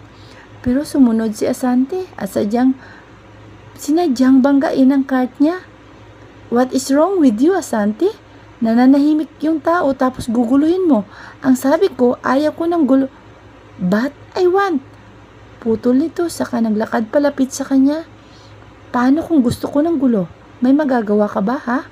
Tanong nito at pinag-cross ang mga braso sa harap ng dibdib. Gusto mo si Juan Miguel, di ba? Go, angkinin mo na. Hindi ko na mahal si Juan Miguel at magpakasasa ka sa kanya. Akala mo hindi ko nakakalimutan yung ginawa nyo? Then, you're wrong. Ganyan ka ba kahayok, Asante? Simula pa lang iba ng tingin ko sa'yo. Asyumera ka, Asante. Asyumera ka. She slapped her. No? Ako pa ang asyumera ngayon? At least, nasarapan sa akin si Juan Miguel. Isayo, he can't make love to you the hell out of you because you're pregnant. If I were you, I will let him pack me all day. Baka magsasawa na sa'yo si Juan Miguel. O nagsasawa na siya, kaya ako ang pinili. Dahil sa galit, binawian niya rin ito, sinampal niya rin ito sa mukha. Hindi mo alam ang sinasabi mo, Asante. Kahit buntis ako, hinahayaan ko pa rin si Juan Miguel pero lahat ng bagay ay may limitasyon. Magkaiba tayo, Asante. Ako, kontento na ako sa isa at ikaw, masyado kang uhaw. Nagigigil niyang sabi habang nanlilisik ang mga mata rito. Sadyang magkaiba tayo, Claire. At least ako, kayang ibigay ang gusto ni Juan Miguel. Ikaw, may limitasyon ka. Bahagya itong lumapit sa kanya. Baka kasi nagsasawa na sa'yo. Tila ng asar nitong sabi. Nandilim ang paningin ni Claire, kaya nasaktan niya si Asante. Tinulak niya ito, dahilan para mapahiga ito sa sahig. Hindi pa nakontento si Claire. Inupuan niya pa ito at sinabunutan. Lumabas na ang tunay na ugali niya. Akala yata nito, hindi niya papalampasin ang pinagsasabi nito sa kanya. Hindi na siya nagulat nang bawian siya ni Asante. Hinaklit nito ang buhok niya. Nagpagulong-gulong silang dalawa. Minsan ay siyang nakaupo kay Asante at minsan ay nakaupo naman ito sa kanya. Sinasaway na sila ng mga tao pero hindi sila nakikinig. Nagpatuloy pa rin sila. Si Asante ang nakaupo sa kanya. Hinihigit nito ang buhok niya. Kalaunan ay sunod-sunod siya nitong sinampal. Akmang hihigitin na ni Claire ang buhok nito nang biglang may tumulak kay Asante. Natumba ito na ikinagulat niya. Nagtataka niyang tiningnan ang taong tumulak dito at nagulat na lamang siya nang mapagsino ito. It's Charles. Ayos ka lang ba, Claire? Nag-aalala nitong tanong. Hindi siya sumagot nang tulungan siya nitong tumayo. Nagpaubaya lang siya. Nang tuluyan siyang makatayo, sinampal niya si Charles. What are you doing here, ha? Galit niyang tanong. And who the hell are you, ha? You push me without knowing that I am pregnant. Nagtataka siyang humarap kay Asante. Nakatayo na ito habang masamang nakatingin kay Charles. Wait, did she really say that buntis si Asante? Buntis din ang babaeng nasa harapan niya? Buntis ka? Hindi makapaniwala niyang tanong. Oo, buntis ako. Singhal nito. Napalunok siya. Sino ang ama? Biglang kumabog ang dibdib niya. Si Juan Miguel. Hindi nakaimik si Claire. Tila nalunok niya ang kanyang dila. Nanubig bigla ang mga mata niya at kalaunan ay tumulo na lang yun. Rumagasa ng maraming luha sa mga mata niya habang nakatingin kay Asante. No, you're just lying. Hindi si Juan Miguel ang ama niyan. Nagsisinungaling ka lang. Umiyak niyang sabi saka nagtatakbo palayo. Naramdaman niyang sumunod si Charles. Imbis na pansinin pa, nagpatuloy na lang siya sa paglayo. Wala siyang ideya kung saan siya pupunta. Hinayaan lang niya ang mga paa niya na dalhin siya patungo kung saan. Makalipas ang ilang minuto, namataan na lang ni Claire ang sarili na nasa parking lot. Sumandal siya sa isang kotse at doon humagulhol. Hindi siya makapaniwala sa nalaman niya. Mas may isasakit pala ang ginawa ni Juan Miguel. Unti-unti na niyang tinatanggap na niloko siya nito. Pero itong nalaman niya ngayon na nakabuntis din ng iba, hindi niya matanggap. Parehas silang buntis ni Asante. Parehas din ang ama. Bakit ba kailangang mangyari ito? Akala niya matatapos ng lahat pero hindi pa pala. Claire, I know you're not okay. Halika na at ihatid na kita sa bahay niyo. It's Charles' voice. Hinarap niya ito na kasalukuyang nasa likuran niya. May pag-aalala sa mukha nito. Deserve ko bang lahat ng ito, Charles? Parehas kaming buntis ni Asante. Iisa lang din ang nakabuntis sa amin. Deserve ko bang maramdaman ang lahat ng ito, ha? Hindi ba ako pwedeng maging tahimik na lang habang buhay? Umiiyak niyang saad dito. Lumapit pa ng husto si Charles sa kanya. Nang makalapit ay hinawakan nito ang kanyang kamay at marahang minasahe. You don't deserve this, Claire. Pero kung anong nangyari, tatanggapin mo na lang. May patutunguhan pa ba yun? Wala, di ba? Tinanggap ko na ang lahat. Pero ito, hindi ko ito tinanggap at hindi ko matatanggap. Wala akong ideya kung bakit hindi ko matanggap na pati si Asante ay buntis rin. I hate this. No, don't hate your life. Claire, I'm here. I will help you. Dahan-dahan itong dumukwang sa kanya. Hindi makagalaw si Claire na mga sandaling yun. Animo, naistatwa siya ng mga sandaling yun. Makalipas ang ilang minuto, hinalikan na ni Charles ang labi niya. Bumalik si Claire sa realidad. Mabilis pa sa 4:00 na naitulak niya si Charles.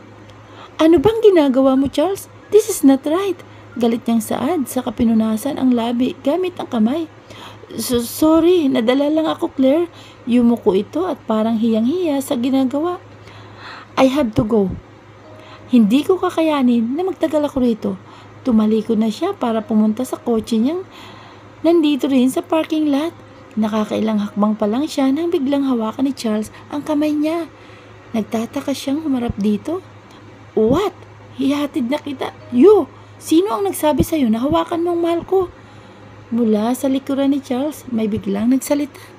Tumabi si Charles sa kanya, kaya nagkaroon siya ng pagkakataong makita ang nasa likod ng lalaki kanina. Unti-unting nalaki ang mga mata niya. Parang tumigil sa pag-inog ng mundo niya. Parang nawalang kaluluwa niya sa kanyang katawan. Mula sa harap nila, nakatayo roon ang isang matangkad na lalaki. Ang laki ng ipinagbago nito. Mahaba ng buhok nito kumpara nitong nakaraan. Tumutubo na rin ang mga bikote at balbas nito. At halatang halata rin na kulang ito sa tulog dahil nangingitim na ang ilalim ng mga mata nito. Nakaramdam ng awa si Claire. Parang nawala ang galit niya rito.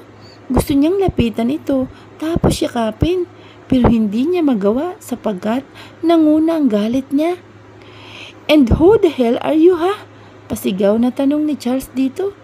Binawi ni Claire ang kamay dito. He's my ex, Charles. He's Juan Miguel. Tama, si Juan Miguel nga. Nasa harapan nilang dalawa. At ikaw, sino kang gago ka? Para hawakan at halikan si Claire. Nagbaga ang mga mata ni Juan Miguel habang nakatingin kay Charles. Ah, ikaw pala yung lalaking nanloko kay Claire. Bahagyang lumapit si Charles kay Juan Miguel at ang kapal na mukha mong saktan si Claire. Sigaw ni Charles sa kawalang ananoy, sinuntok nito si Juan Miguel sa mukha. Kaagad na alerto si Claire ng mga sandaling yun. Pinatigil niya ang dalawa pero hindi nakinig ang mga ito. Bumawi rin si Juan Miguel kay Charles. Nagsuntukan at nagpambuno ang dalawa. Sinubukang pigilan ni Claire ang dalawa pero animoy bingi ang mga ito. Nakita niya kung paano suntukin ng dalawa ang bawat isa at nang mapahiga si Charles sa simento, mabilis na lumuhod si Juan Miguel sa harap nito at sunod-sunod na pinagsusuntok ang mukha ni Charles. Wala kang alam sa nangyari kaya manahimik ka. Nanggagalaiting sigaw ni Juan Miguel habang patuloy sa pagsuntok kay Charles na walang kalaban-laban ngayon. Ano ba, Juan Miguel? Tumigil ka na. Huwag mong saktan si Charles. Pigil niya kay Juan Miguel pero hindi ito nakinig. Nakikinig ka ba, Juan Miguel? Sabi ko tumigil ka na. Sigaw niya pa dito. Tumigil nga si Juan Miguel at bumaling sa kanya. Saktong pagbaling nito ay nagkaroon ng pagkakataon si Charles. Naiangat ang kamay, kaya nasuntok nito si Juan Miguel. Natumba ito, kaya mabilis na tumayo si Charles at lumapit sa kanya. Awang-awa siya kay Charles ngayon. Duguan ang mukha nito. Putok pa ang labi. Ayos ka lang ba, Charles? Nag-aalala niyang tanong dito. Ayos lang ako, Claire. Halika na, huwag mo nang kausapin ang lalaking yan. Napatingin siya kay Juan Miguel. Saktong tumayo ito. Nangungusap ang mga mata nito sa kanya. Hindi man lang nakaramdam ng awa si Claire sa lalaki kahit duguan din ang mukha nito. Mas matindi pa yung kay Charles. Sa totoo nga'y panalo ito kumpara kay Charles. At bakit niya kakaawan si Juan Miguel? Galit siya rito. Ito ang may dahilan kung bakit siya ganito ngayon. Claire, let's talk. Hayaan mo akong magpaliwanag. Mahinahong wika ni Juan Miguel. Alam mo, para wala kang gulo, umalis ka na lang. Sabad ni Charles. Huwag kang makialam dito dahil wala ka namang alam. Ikaw ang umalis. Si Claire lang gusto kong makausap, kaya umalis ka na. Singhal ni Juan Miguel kay Charles. Sumama ang tingin ni Claire kay Juan Miguel. Dahan-dahan siyang lumapit dito. Samantalang si Charles ay nakasunod sa kanya. Nang ilang dangkal na ang layo niya rito, tumigil siya at malakas itong sinampal. Lumagitik ang palad niya sa pisngi nito at nakita niya ang pagtagis ng panga ng lalaki. Wala na tayong dapat pag-usapan pa, Juan Miguel. You made me do this. Kung hindi ka nagloko, hindi naman ito mangyayari. Hindi ako makikinig sa eksplanasyon mo dahil alam kong kasinungalingan lang ang sasabihin mo. Tantanan mo na ako at wag mo na akong lalapitan, Juan Miguel. We're already done. Magpakasasa ka kay Asante. Nakatiim niyang sabi. Aaminin ko, Claire. Tama, may nangyari sa amin ni Asante. Pero nangyari yun na hindi pa tayo. Sana maintindihan mo ko, Claire. Mahal na mahal kita at hindi ko kayang mawala ka sa akin. Hindi ako nagloko dahil nangako ako. Kapag nangako ako, gagawin ko. Please, Claire, patawarin mo na ako. Ibalik natin ang dati. Magmahalan tayong muli para sa magiging anak natin, Claire. Maawa ka. Hindi lang yan ang kasalanan mo, Juan Miguel. Akala mo hindi ko malalaman ang totoo. Buntis si Asante at ikaw raw ang ama. Huwag kang maniwala sa kanya. May nangyari sa amin pero hindi ko siya bubuntisin. Ginamit niya lang ang sitwasyon para maangkin niya ako. Hayaan mo bang makuha ko ni Asante? Paano ang anak natin? Hayaan mo ba siyang lumaki na walang ama? Hindi na niya namalaya na tuluyan ng tumulo ang luha sa mga mata niya. Bakit mo tinatanong yan, ha? Bakit? Kontrolado ba kita? Ha? Wala akong pakialam kung makuha ka man ni Asante. At tungkol sa anak ko, aalagaan at bubuhayin ko siya mag-isa. I don't need you, Juan Miguel. You have needs. Then call Asante. Matapos sabihin ng mga katagang yon, tumalikod na siya at naglakad kung saan man siya dalhin ang mga paa niya. Katulad kanina, muling nakasunod si Charles sa kanya. Maya-maya pa'y namataan niya ang sarili na patungo sa kotse niya. Sumakay siya roon at nang akmang sasaraduhan na, mabilis na naiharang ni Charles ang kamay sa may pinto. Ihahatid na kita, Claire. Bumuntong hininga siya sa kanilingon ito. Huwag na, Charles. Kung talagang may care ka sa akin, ihatid mo na lang si Manang Tina sa bahay namin. Are you sure? And where are you going? Kung saan ako dalhin ang utak ko, tugon niya. Sandali pa siyang tiningnan ni Charles bago ito matras. Ito na rin ang nagsarado ng pinto. Napailing siya. Saka pinaandar ng sasakyan niya. Hindi pa man lumipas ang ilang segundo ay umiiyak na naman siya. Hindi niya kayang pigilan ng luha.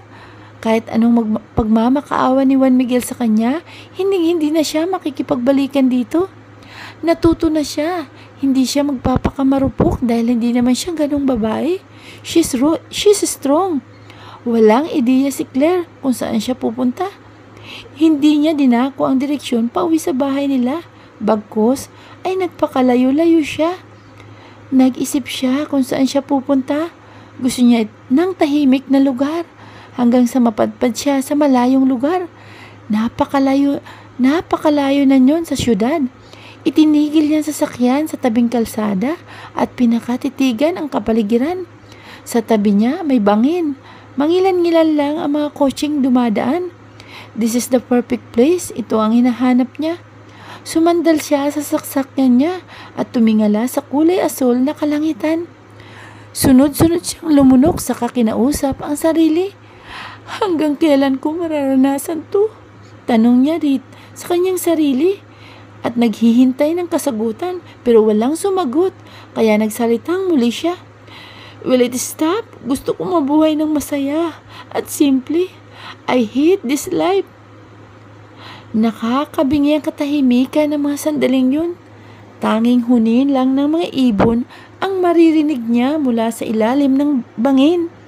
Kagubatan ang nasa ilalim ng bangin at halatang sagana ito dahil sa mga puno. Sunod-sunod na umiling si Claire sa kamarahas na nagpakawala ng hangin sa bibig. Binuksan niya ang pinto ng sasakyan at pumasok sa loob. Umupo siya sa saka sumandal. Ipinikit ang mga mata at hinayaan ang sarili na lamunin ng kadiliman. Dahil puyat nitong mga nagdaang gabi, kagad siyang nakatulog.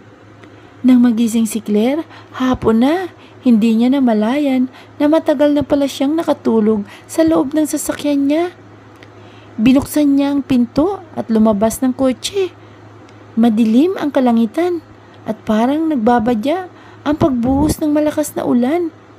Sunod-sunod siyang nagpakawala ng hangin sa bibig saka bumalik na sa loob para umuwi. Saktong pagpasok niya ay tumunog naman ang cellphone niya sa bulsa. Nagtataka niyang kinuha yun at tiningnan ang caller. It's her mother. Nag-aalangan siya kung sasagutin niya ba ito, pero sa huli, wala na siyang nagawa. Oh my God, Claire, nasaan ka ba ngayon? Anak, ilang oras kang nawala. I asked Manang, Tina, since magkasama kayo kanina. But she told me she doesn't even know where are you. Dama niya sa boses nito ang pag-aalala. Ma'am, you don't need to worry about me. Pauwi na rin po ako. Sigurado ka ba, anak? Are you okay? Sinabi sa amin ni Charles na nagkausap nga kayo ni Juan Miguel. Hindi ba't sinabi ng daddy mo na wag mo na kakausapin o lalapitan ang lalaking yun? Hindi ko po siya nilapitan, ma'am. Siya po mismo ang lumapit sa akin. Sige na po, ma'am. Uulan na, kaya alis na po ako. I will be there in an hour. After that, she ended the line. Bumuntong hininga siya saka inilapag ang cellphone sa passenger seat. Sinuot niya ang seatbelt saka pinaandar ng sasakyan. Sakto namang bumuhos ang malakas na ulan. Nakahinga ng maluwag si Claire ng mga sandaling yun. Pero maya-maya pa'y bigla na lang tumirik ang kotse niya. Sinubukan niyang paandarin yun pero ayaw. Ginawa ni Claire ang lahat pero walang nangyari. Ngayon lang niya napagtanto na wala ng gasolina ang kotse niya. Naiinis niyang hinampas ang manibela sa kinuhang cellphone. Nang akmang tatawagan na niyang numero ng mami niya para humingi ng tulong, bigla yung namatay. What the hell? Her phone is out of battery. Dahil sa inis, nagsisigaw siya. She's in the middle of the road while the rain keeps on pouring. Lalo lang lumakas yun at umabot sa punto na halos namuti na ang kapaligiran dahil sa kasama nitong hangin. Naiinis man ay nagawa pa rin niyang lumabas ng sasakyan at hindi alintana ang ulan. Dahil sa lakas nun, hindi pa man lumilipas ang ilang minuto ay nabasa na ang buo niyang katawan. She needs to call some help. Hindi niya kayang manatili pa rito na matagal. Help! Help! Tulong! I need help! Sigaw niya pero ni isa walang tumutulong sa kanya at walang makakarinig sa kanya. Ni isang sasakyan ay wala ring dumadaan. Tulungan niyo po ako! I need help! Help! Help me please! Muli niyang sigaw pero wala talaga. Biglang may naalala si Claire. Sa compartment may payong at jacket siya ron. Dali-dali niyang nilapitan ang compartment at binuksan yun. Pero ganoon na lamang ang pagkadismaya niya nang mapagtantong nakalak yun. There's only one way to solve this problem. She needs the key. Tumakbo siya patungo sa harapan at binuksan ang pinto. But her eyes widened when the door didn't open. She tried to open it again pero ayaw talaga. Sinubukan niya ang pinto sa backseat pero maski yun, ayaw rin bumukas. Umikot siya sa kabilang gawi pero ayaw talagang bumukas ng mga pinto. Shit! Why me? Why me ha? Inis niyang sigaw. Nilalamig na siya. Gusto niyang sumilong pero hindi niya alam kung saan dahil wala namang masisilungan. Sa kinalalagyan niya ngayon, may isa siyang ideya at yun ay maglakad hanggang sa may makitang sasakyan. Ayun lang ang nasa utak niya ngayon at wala nang iba pa. Nagsimula siyang maglakad pero bigla na lang siyang nahilo. Sandali siyang tumigil para labanan yun. Nang magawa, nagpatuloy siya. Pero hindi maganda ang sunod na nangyari. Biglang nandilim ang kapaligiran niya, dahilan para mapaluhod siya sa kalsada. Sinapo niya ang ulo at nilabanan ang nararamdaman ngayon.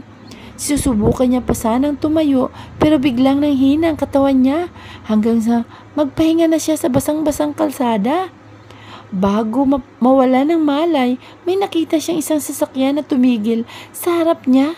Bumukas ang pinto at lumabas doon ang isang tao. Sunod-sunod na pinagsusuntok ni Juan Miguel ang manibela nang makapasok siya sa sariling sasakyan. Galit na galit siya ngayon dahil pakiramdam niya ay naisahan siya. Claire chose that packing man over him. Ano bang mayroon ang lalaking yun na wala siya? Hindi siya titigil hanggat hindi sila nagkakabati. He will do everything. Bumalik lang ang dati. Hindi na niya kaya ang sitwasyon ngayon. Gusto na niyang ibalik ang nakaraan na masaya siya dahil kapiling niya ang mahal niya. Hindi siya makikinig sa ama ni Claire. Hindi niya ito maaring utusan o hindi siya maaring utusan dahil naniniwala siya na maari pang maayos ang isyu ngayon. Ilang araw siyang nagkulong sa kanyang kwarto at walang araw na hindi nalalamanan ng alak ang tiyan niya.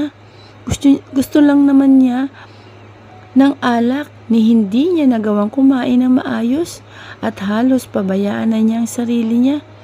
Kung noon palagi siyang malinis sa sarili, ngayon hindi na kahit tumutubo ng balbas at bigoti sa mukha niya. Hinahayaan lang niya. Wala siyang oras para gawin ang ginagawa niya ngayon. Basta ang nasa isip niya ay si Claire. Sa mga araw na nagdaan, hindi rin siya makatulog ng maayos. Nakakatulog nga ilang oras lang naman. Para makatulog, umiinom na lang siya ng alak. Wala siyang pakialam kung masama man ito sa kalusugan. Gusto na niyang maging maayos ang lahat. Pero tila ayaw na ni Claire kahit anong paliwanag niya. Hindi ito naniniwala sa kanya. Tama, may nangyari sa kanila ni Asante pero hindi niya ito magawang buntisin. Hindi niya inilalabas ang katas niya sa loob nito. Hindi rin siya naniniwala na siya ang nakabuntis kay Asante. Isa lang malinaw kay Juan Miguel ngayon at yun ay si Claire lang ang nabuntis niya. Ever since he dreamed to have a happy family, within this week, sa tingin ni Juan Miguel, ay nangyari na ang matagal na niyang pangarap. But this happened, it seems like Claire has no interest with him anymore. How about their child? He loves Claire so much and he could even sacrifice himself. Pero kung isasakripisyo niya ang pagmamahal nila, hindi niya gagawin yun. Hindi niya sasayangin ang mga araw na nakasama niya ang dalaga. Bawat araw, nahuhulog siya rito. Nakakapanghinayang lang kung hindi niya ito susuyuin. Kilala na niya si Claire. Alam niyang may puso ito. Noong panahong kinuha niya ang pagkababae nito na matagal nitong iniingat-ingatan. Pinatawad siya nito at minahal pa. Ito pa kaya na hindi siya patawarin? Mag-aantay siya at aamuin niya si Claire. Kaya rin ni Claire na mapatawad muli siya pero nangunguna lang talaga ang galit sa puso nito. Sunod-sunod na napailing si Juan Miguel dahil alam naman ang lalim ng pag-iisip niya. Bumuga siya ng marahas na hangin sa bibig sa kapinaandar na ang sasakyan patungo sa bahay niya. Papalipasin niya muna ang araw o ilang araw bago niya muling harapin ang dalaga. Makalipas ang halos 20 minutong pagmamaneho, nakarating na siya sa bahay niya. Bumaba siya sa sasakyan at naglalakad papasok. Sakto namang tumunog ang cellphone niya sa bulsa. Nagtataka niya yung kinuha at tiningnan ang tumatawag. It's his mother. Bago sagutin, nagpakawala muli siya ng marahas na hangin sa bibig. Hello ma'am, what did you do? Juan Miguel, galit na tanong sa kabilang linya. It's not his mother, it's his father. Dad, let me explain. Mahinahon niyang saad. Explain? Sa tingin mo, makikinig ako sa iyo? I really thought you have already changed. Umaasa ko na hindi ka magluloko na. Kasi nakita ko na seryoso ka na. But what is this, ha? Nagloko ka kay Claire? Maayos na ang lahat, Juan Miguel. Pero bakit parang binabalik mo ang nakaraan? Maayos na kami ni Franco. But it seems like he's mad at me and it was because of you. Kung magluloko ka lang, edi sana hindi ka na nagseryoso. Mahal ko si Claire, Dad, at seryoso ako sa kanya. Tugon niya. Wala akong balak na ibalik ang nakaraan dahil tapos na yun. Ayaw ko na ng gulo, Dad. Yung video, nangyari yun na hindi pa kami ni Claire. Aaminin ko, nakipag-sex ako sa iba pero si Claire pa rin ang mahal ko.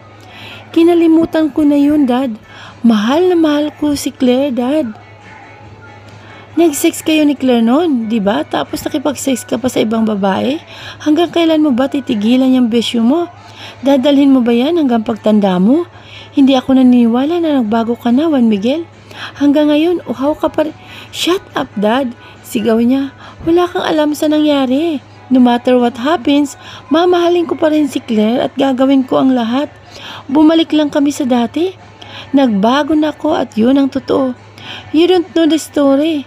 Madiin niyang tugon sa kawalang ano-ano'y pinatay ang tawag. Nagpatuloy siya sa paglalakad hanggang sa makapasok sa loob. Nagtungo siya sa salas at umupo sa couch. Bumuntong hininga siya sa kahinilamos ang mga palad sa mukha. Hindi ginusto ni Juan Miguel ang nangyari sa kanila ni Asante. Hindi niya kayang pagtaksila ng mahal niya. Ilang ulit niya bang sasabihin na nangyari yun sa kanila ni Asante na hindi pa sila magkarelasyon ni Claire? Sunod-sunod na umiling si Juan Miguel, saka humiga sa couch dahil nakaramdam siya ng antok. Pagkapikit na pagkapikit pa lamang niya ng mga mata ay nilamon agad siya ng kadiliman. At nang magising siya, tanghali na. Tumayo si Juan Miguel at nagpatiuna na sa kwarto niya. Nagtungo siya sa banyo at hinubad ang lahat ng suot bago pumailalim sa shower. Binuksan niya ang shower kaya rumagasa ang malamig na tubig sa kanyang ulo pababa sa kanyang katawan.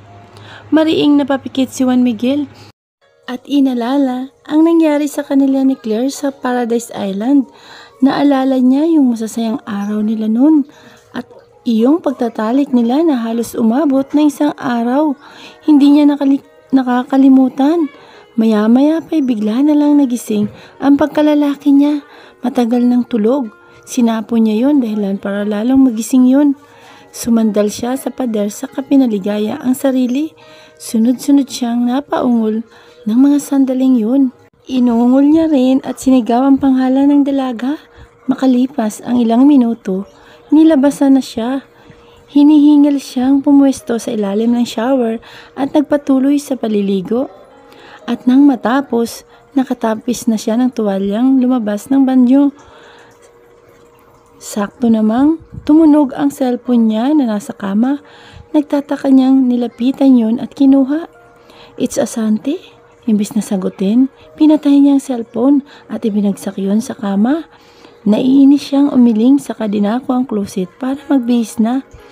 It's already afternoon, but Juan Miguel couldn't stop thinking about Claire. He was tempted to visit her and apologize again, but it seems like she wouldn't listen to him.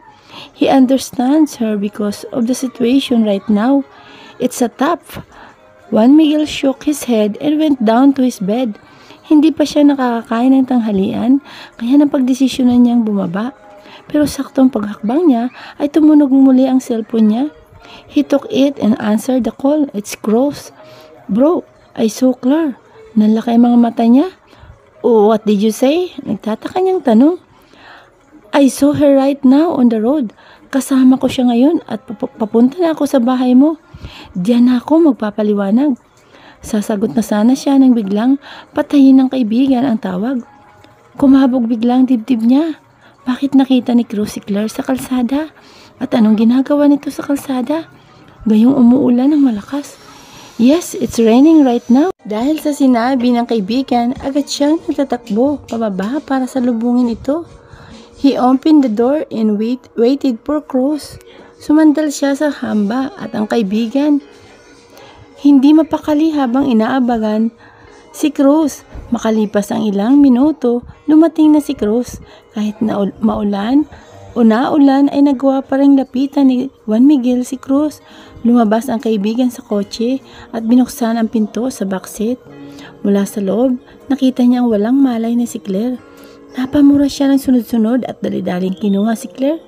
Nang makarga niya, naglakad na siya papasok sa loob. "What happened to her, Cruz?" tanong niya sa kaibigan. Inilapag niya si Claire sa couch at pinakatitigan ito. Basang-basa ito ngayon. Kapansin-pansin din ang mga gasgas sa tuhod nito. "What happened to her?" "I don't know, basta nakita ko na lamang siya sa kalsada bago siya nawala ng malay. Nakita ko pang naglalakad siya." "I don't know what happened to her, bro." "Shit, dito ka lang. Kukuha lang ako ng tuwalya." When Cruz nodded, kaagad siyang tumakbo patungo sa kwarto. Nang makarating, ay kumuha siya ng isang tuwalya at dali-daling bumaba. Nang makabalik ay pinunasan niya ang katawan ng dalaga. Kapag kuwan ay binalot niya ito sa katawan nito. "Claire, can you hear me?" Pagkakausap niya rito. But Claire didn't respond. "Naririnig mo ba ako, Claire?" Muli niyang tanong. Pero hindi pa rin ito nagigising. Ngunit pakalipas ang ilang minuto ay dahan-dahan itong iminulat ang mga mata. Nakaramdam ng saya si Juan Miguel ng mga sandaling yun. Dahil sa saya, niyakap niya ito ng mahigpit. "Thanks God, she's safe." "Bro, I have to go," Cruz said. Napatingin siya rito. "Thank you, bro. Thank you for saving her." Nakangiti niya sabi. Ninitian lang siya nito pabalik sa kanaglakad palabas ng bahay niya. Nang mawala ito sa paningin niya, bumaling siya kay Claire. Nakamulat na ito habang hindi maipinta ang tingin sa kanya. "Claire, you're safe." "Anong ginagawa ko rito, ha? Anong ginagawa ko rito, Juan Miguel? Did you kidnap me?" Sunod-sunod nitong tanong. "No, I didn't kidnap you." "Liar!" Sigaw nito at saka inalis ang tuwalya sa katawan saka tumayo. "Matatapos ang araw na ito, makukulong ka." Anito, saka naglakad na palayo. Pero nakakailang hakbang pa lamang ito nang bigla itong tumigil. Napakunot ang noo ni Juan Miguel at nilapitan ito. Nakita niyang sapo-sapo nitong tiyan. Humarap si Claire sa kanya at hindi muli maipinta ang mukha nito. Maya-maya pa ay bigla na lamang ito natumba at mabilis pa sa 4:00 na nasa lunya ang dalaga. "Where I am?" "Nasa hospital ka, Claire." Natigilan na lang si Claire nang marinig yun. Dahan-dahan niyang binalingan ang nagsalita at nanlaki ang mga mata niya na makita si Juan Miguel. Agad siyang napatras sa kinauupuan. Anong ginagawa niya rito? Inalala ni Claire ang nangyari. Nahimatay siya pero bago siya nawala ng malay, may nakita siyang tumigil na kotse sa harap niya at lumabas doon ang isang tao. Matapos noon, hindi na niya alam ang nangyari. Nang magising siya kanina, bumungad si Juan Miguel sa kanya. Sinubukan niyang umalis pero hindi niya kinaya. Sumakit ang tiyan at nawala ng malay sa ikalawang pagkakataon. "Kailangan ko nang umalis. I don't wanna stay here anymore." Anya at saka inalis ang kumot sa kalahating katawan niya. Handa na siyang bumaba nang pigilan siya ni Juan Miguel. "What? Wala na tayong dapat pag-usapan pa, Juan Miguel. We're already done," singhal niya. "Alam kong galit ka sa akin pero pwede bang manatili ka muna rito? Pansamantala, the doctor told me you have to stay here for a while. You need to rest, Claire." "Rest?" Pagak siyang tumawa. "Pwede ako magpahinga sa bahay namin. Hindi ko kayang manatili rito. Lalapat kasama ka. Hayaan mo na lang ako, Juan Miguel." "Hindi ka man lang ba magtatanong kung ano nangyari sa'yo?" Putol ni Juan Miguel. Natigilan siya at tila may tumarak sa palaso sa puso niya. Oo nga pala, wala siyang ideya ngayon kung anong nangyari sa kanya. Ayaw niyang kausapin ng lalaki pero nag-aalala siya sa anak niya kaya tatanungin niya ito kahit labag sa kalooban niya. "Oh, what happened to me?" Mahinahong tanong niya. "Wala namang masamang nangyari sa'yo. Sinabi lang sa akin ng doktor na kaya ka naimatay ay dahil pagod at stress ka. Our baby's fine. Hindi ba't binilinan ka na ubigahin mo na wag magpapagod? Claire, I don't wanna lose our child. Gusto kong maging ama." Natatawa siyang umiling. Okay naman pala ako kaya uuwi na ako. Tuluyan na siyang bumaba sa kama. Naglakad na siya palabas pero sumunod si Juan Miguel sa kanya. Hinawakan nito ang kamay niya pero mabilis niyang binawi yun. Na makalabas na siya sa kwarto, hindi na siya hinabol ni Juan Miguel. Nagpatuloy siya sa paglalakad hanggang sa makalabas siya ng ospital. Lumingalinga siya sa paligid para maghanap ng sasakyan. Ngunit natigilin na lang siya nang may humintong kotse sa harap niya. Unti-unting bumaba ang binata at bumungad si Charles sa kanya. "Come here, Claire. Ihatid na kita." Without any hesitation, she opened the door and entered his car. Sinarado niya ang pinto at sinuot ang seatbelt. Nang matapos, ay bumaling siya kay Charles. Puro pasa ang mukha nito ngayon dahil sa nangyaring pag-aaway ng dalawa kanina. "Thank you, Charles. Paano mo nalaman pala na nandito ako sa hospital?" "Nasa loob din ang daddy ko. Sakto namang nandito ka rin. Who brought you here, ha? May pupuntahan ka pa pala sa loob. Bakit hindi mo yun inuna kaysa sa akin? You know, I should leave. Unahin mo na agad ang dad." "No, it's fine. Claire, kasama naman niyang mami ko. Kaya ayos lang." "Ganun ba? Pagkahatid mo sa akin, saka ka bumalik. Sinong nagdala sa'yo rito?" "Shisay. Si Juan Miguel," tugon niya saka bumaling sa nakabukas na bintana. Saktong pagtingin niya sa labas ay nakatingin sa kanya si Juan Miguel. Nakatayo ito at nakakuyom ang mga palad. Mukha nito, halatang galit. Ang mga palad nito, nakakuyom. Iba ang tingin nito ngayon. Nakakatakot. Mukhang may balak ito sa kanya o kay Charles. Dahil sa takot, pinindot niya ang button para sa bintana. Kaya naman umangat ito. "What happened, Claire?" Nag-aalalang tanong ni Charles sa kanya. "Wala, umalis na tayo." Kumibit balikat si Charles at pinaandar ng sasakyan. Samantalang si Claire ay sinapo ang dibdib dahil sa nararamdaman. Umasa siya na walang gagawing masama si Juan Miguel dahil kung mayroon, siya ang makakalaban nito. Dahil malakas ang loob niya, natakot ito sa kanya. Kung titingnan, kay Charles ito galit. Maya-maya pa ay nakarating na rin sila sa bahay. Nagpasalamat si Claire kay Charles bago bumaba ng sasakyan nito. Akala niya hindi na ito susunod pero nagkamali siya. Bumaba rin ito ng sasakyan at nagtatakbo palapit sa kanya. Kumibit balikat si Claire at hindi na pinansin ang binata. Na makarating niya ang pinto, maras niyang nagpakawala ng hangin sa bibig bago niya itulak ang pinto. Sa salas pa lang, natanaw na niya agad ang mami at daddy niya kasama si Manang Tina. Na makita siya ng mga ito, agad silang lumapit sa kanya. Mahigpit pa siyang niyakap ng mami niya at nag-alala siyang tiningnan ito. "Diyos ko anak, hindi ko alam kung anong gagawin namin kung hanggang ngayon hindi ka pa magpakita. Saan ka ba naglagi, ha?" She smiled. "Nagpakalayo-layo po ako kasi gusto ko pong matahimik. Gusto ko po munang alisin ang nakaraan sa akin. Nanatili ako roon ng maghapon at nang uuwi na ako, bigla naman pong nasira yung sasakyan ko. I have no choice but to call for some help.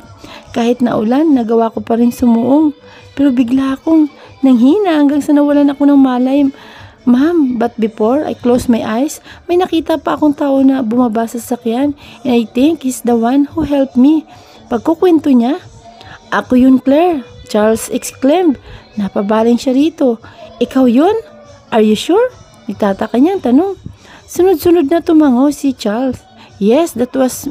Hindi pa man ito natatapos sa pagsasalita nang bigla niya itong putulin. "I don't believe you, Charles. Something's not right. Kung ito ang tumulong sa kanya, bakit siya napunta kay Juan Miguel? Liar. Hindi siya naniniwala na ito ang tumulong sa kanya. Bakit? Yung sasakyan, iba ang sasakyan ni Charles doon sa tumulong sa kanya. Hindi niya alam, pero naiinis na naman siya rito. Maayos na ang tingin ni Claire kay Charles, pero ito ang nagsisinungaling. Believe it or not, pero ako yun." Gusto niyang tanungin ito kung bakit siya napunta kay Juan Miguel pero natatakot siya dahil baka magalit ng gusto ang daddy niya sa kanya. Imbis na pansinin pa, bumaling na lang siya sa mami at daddy niya na may ngiti sa mga labi para ipakita na maayos na siya. "Thanks God, you're safe. Akala namin wala ka na. Hindi ka namin kaya mawala, anak." Sa ikalawang pagkakataon, muli siyang niyakap ng mami niya.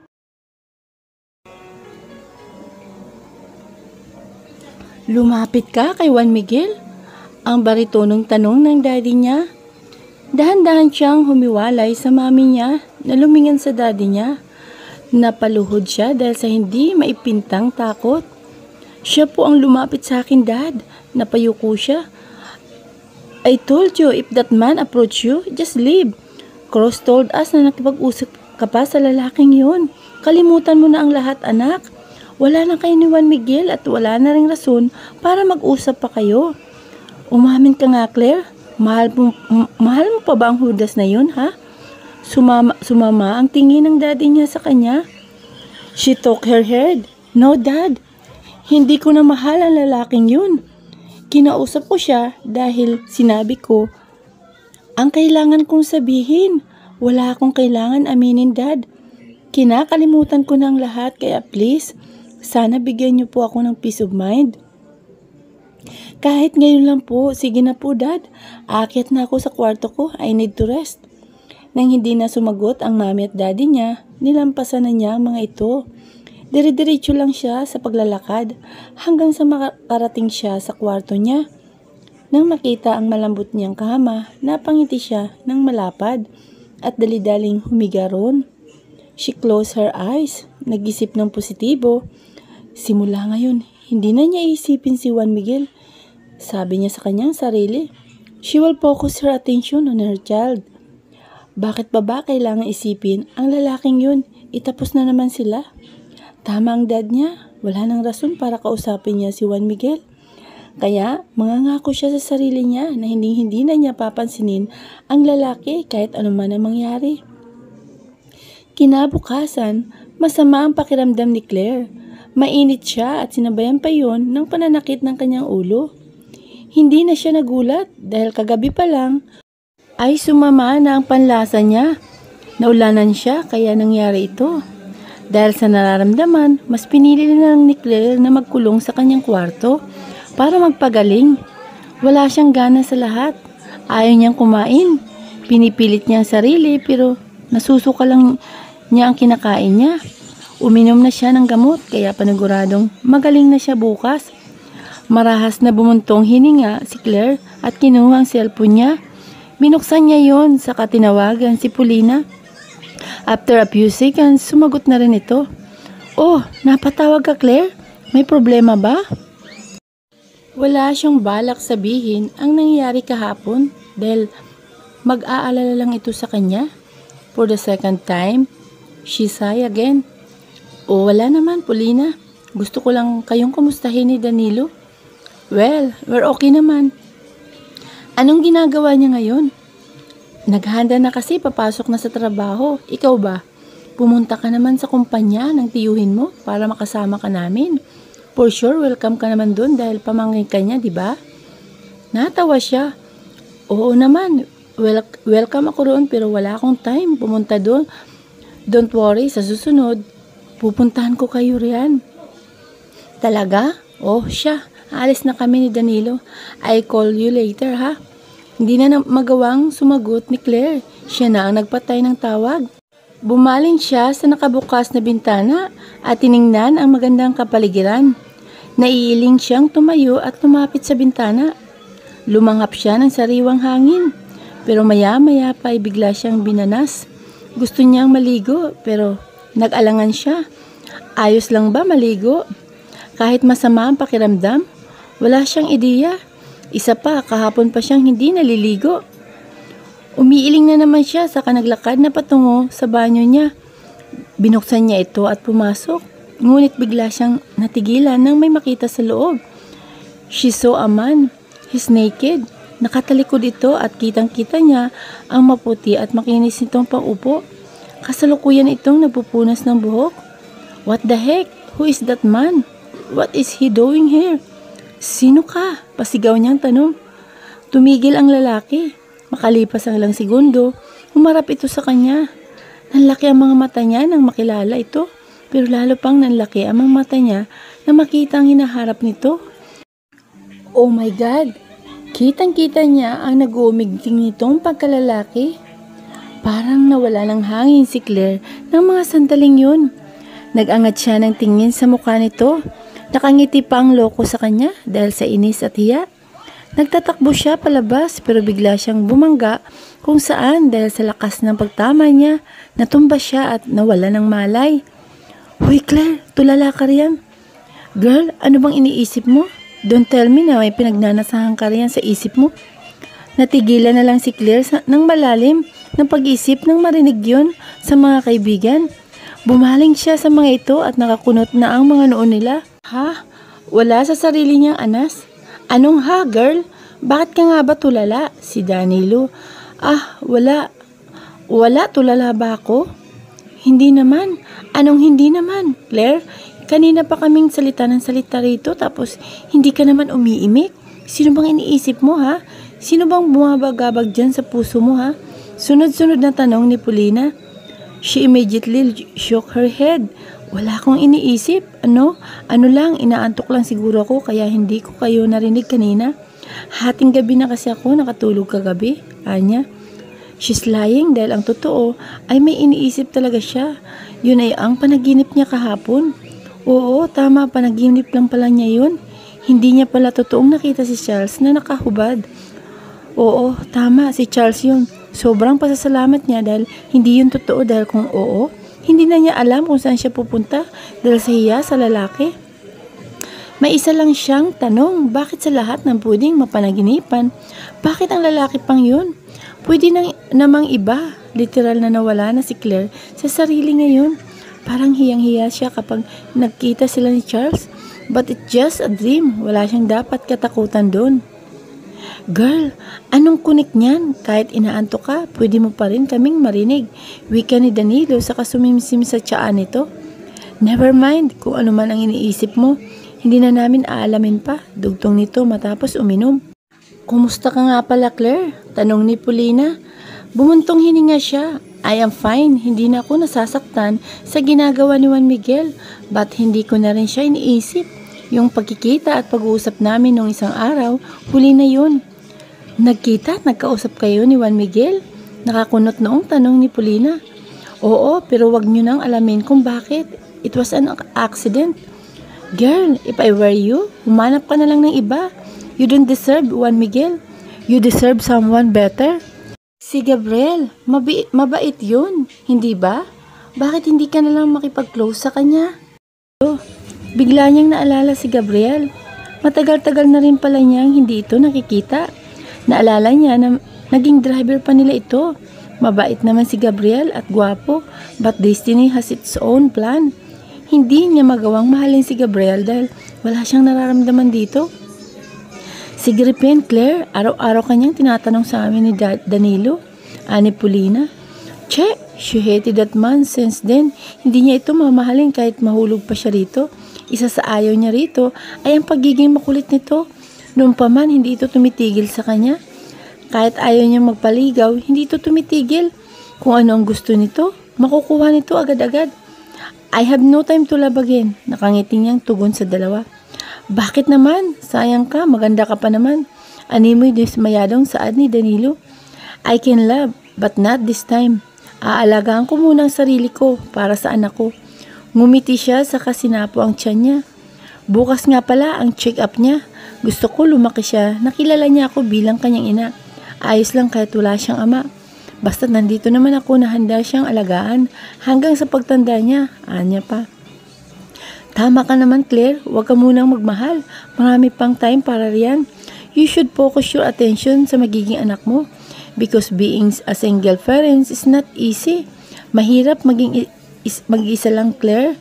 Alam ko na nandyan ang mami at daddy mo na handa kang tulungan. But you know, iba pa rin kapag kayo ni Juan Miguel ang mag-alaga sa anak nyo. I'm not saying na makipagbati ka sa kanya, ha? Iba yun, Claire. May point ka, Paulina. Yeah, I know. Being a single parent is not easy. I've read a lot of articles about single moms and for them, it was hard. So yeah, ngayon pa lang, paghandaan ko na magiging buhay ko in the future. Mas mabuti yan kaysa umiyak ka na sa walang kwentang lalaki. Nako, tantanan mo na yang si Juan Miguel. He's a little piece of shit. Bubuntisin ka tapos mambababae lang pala sa iba.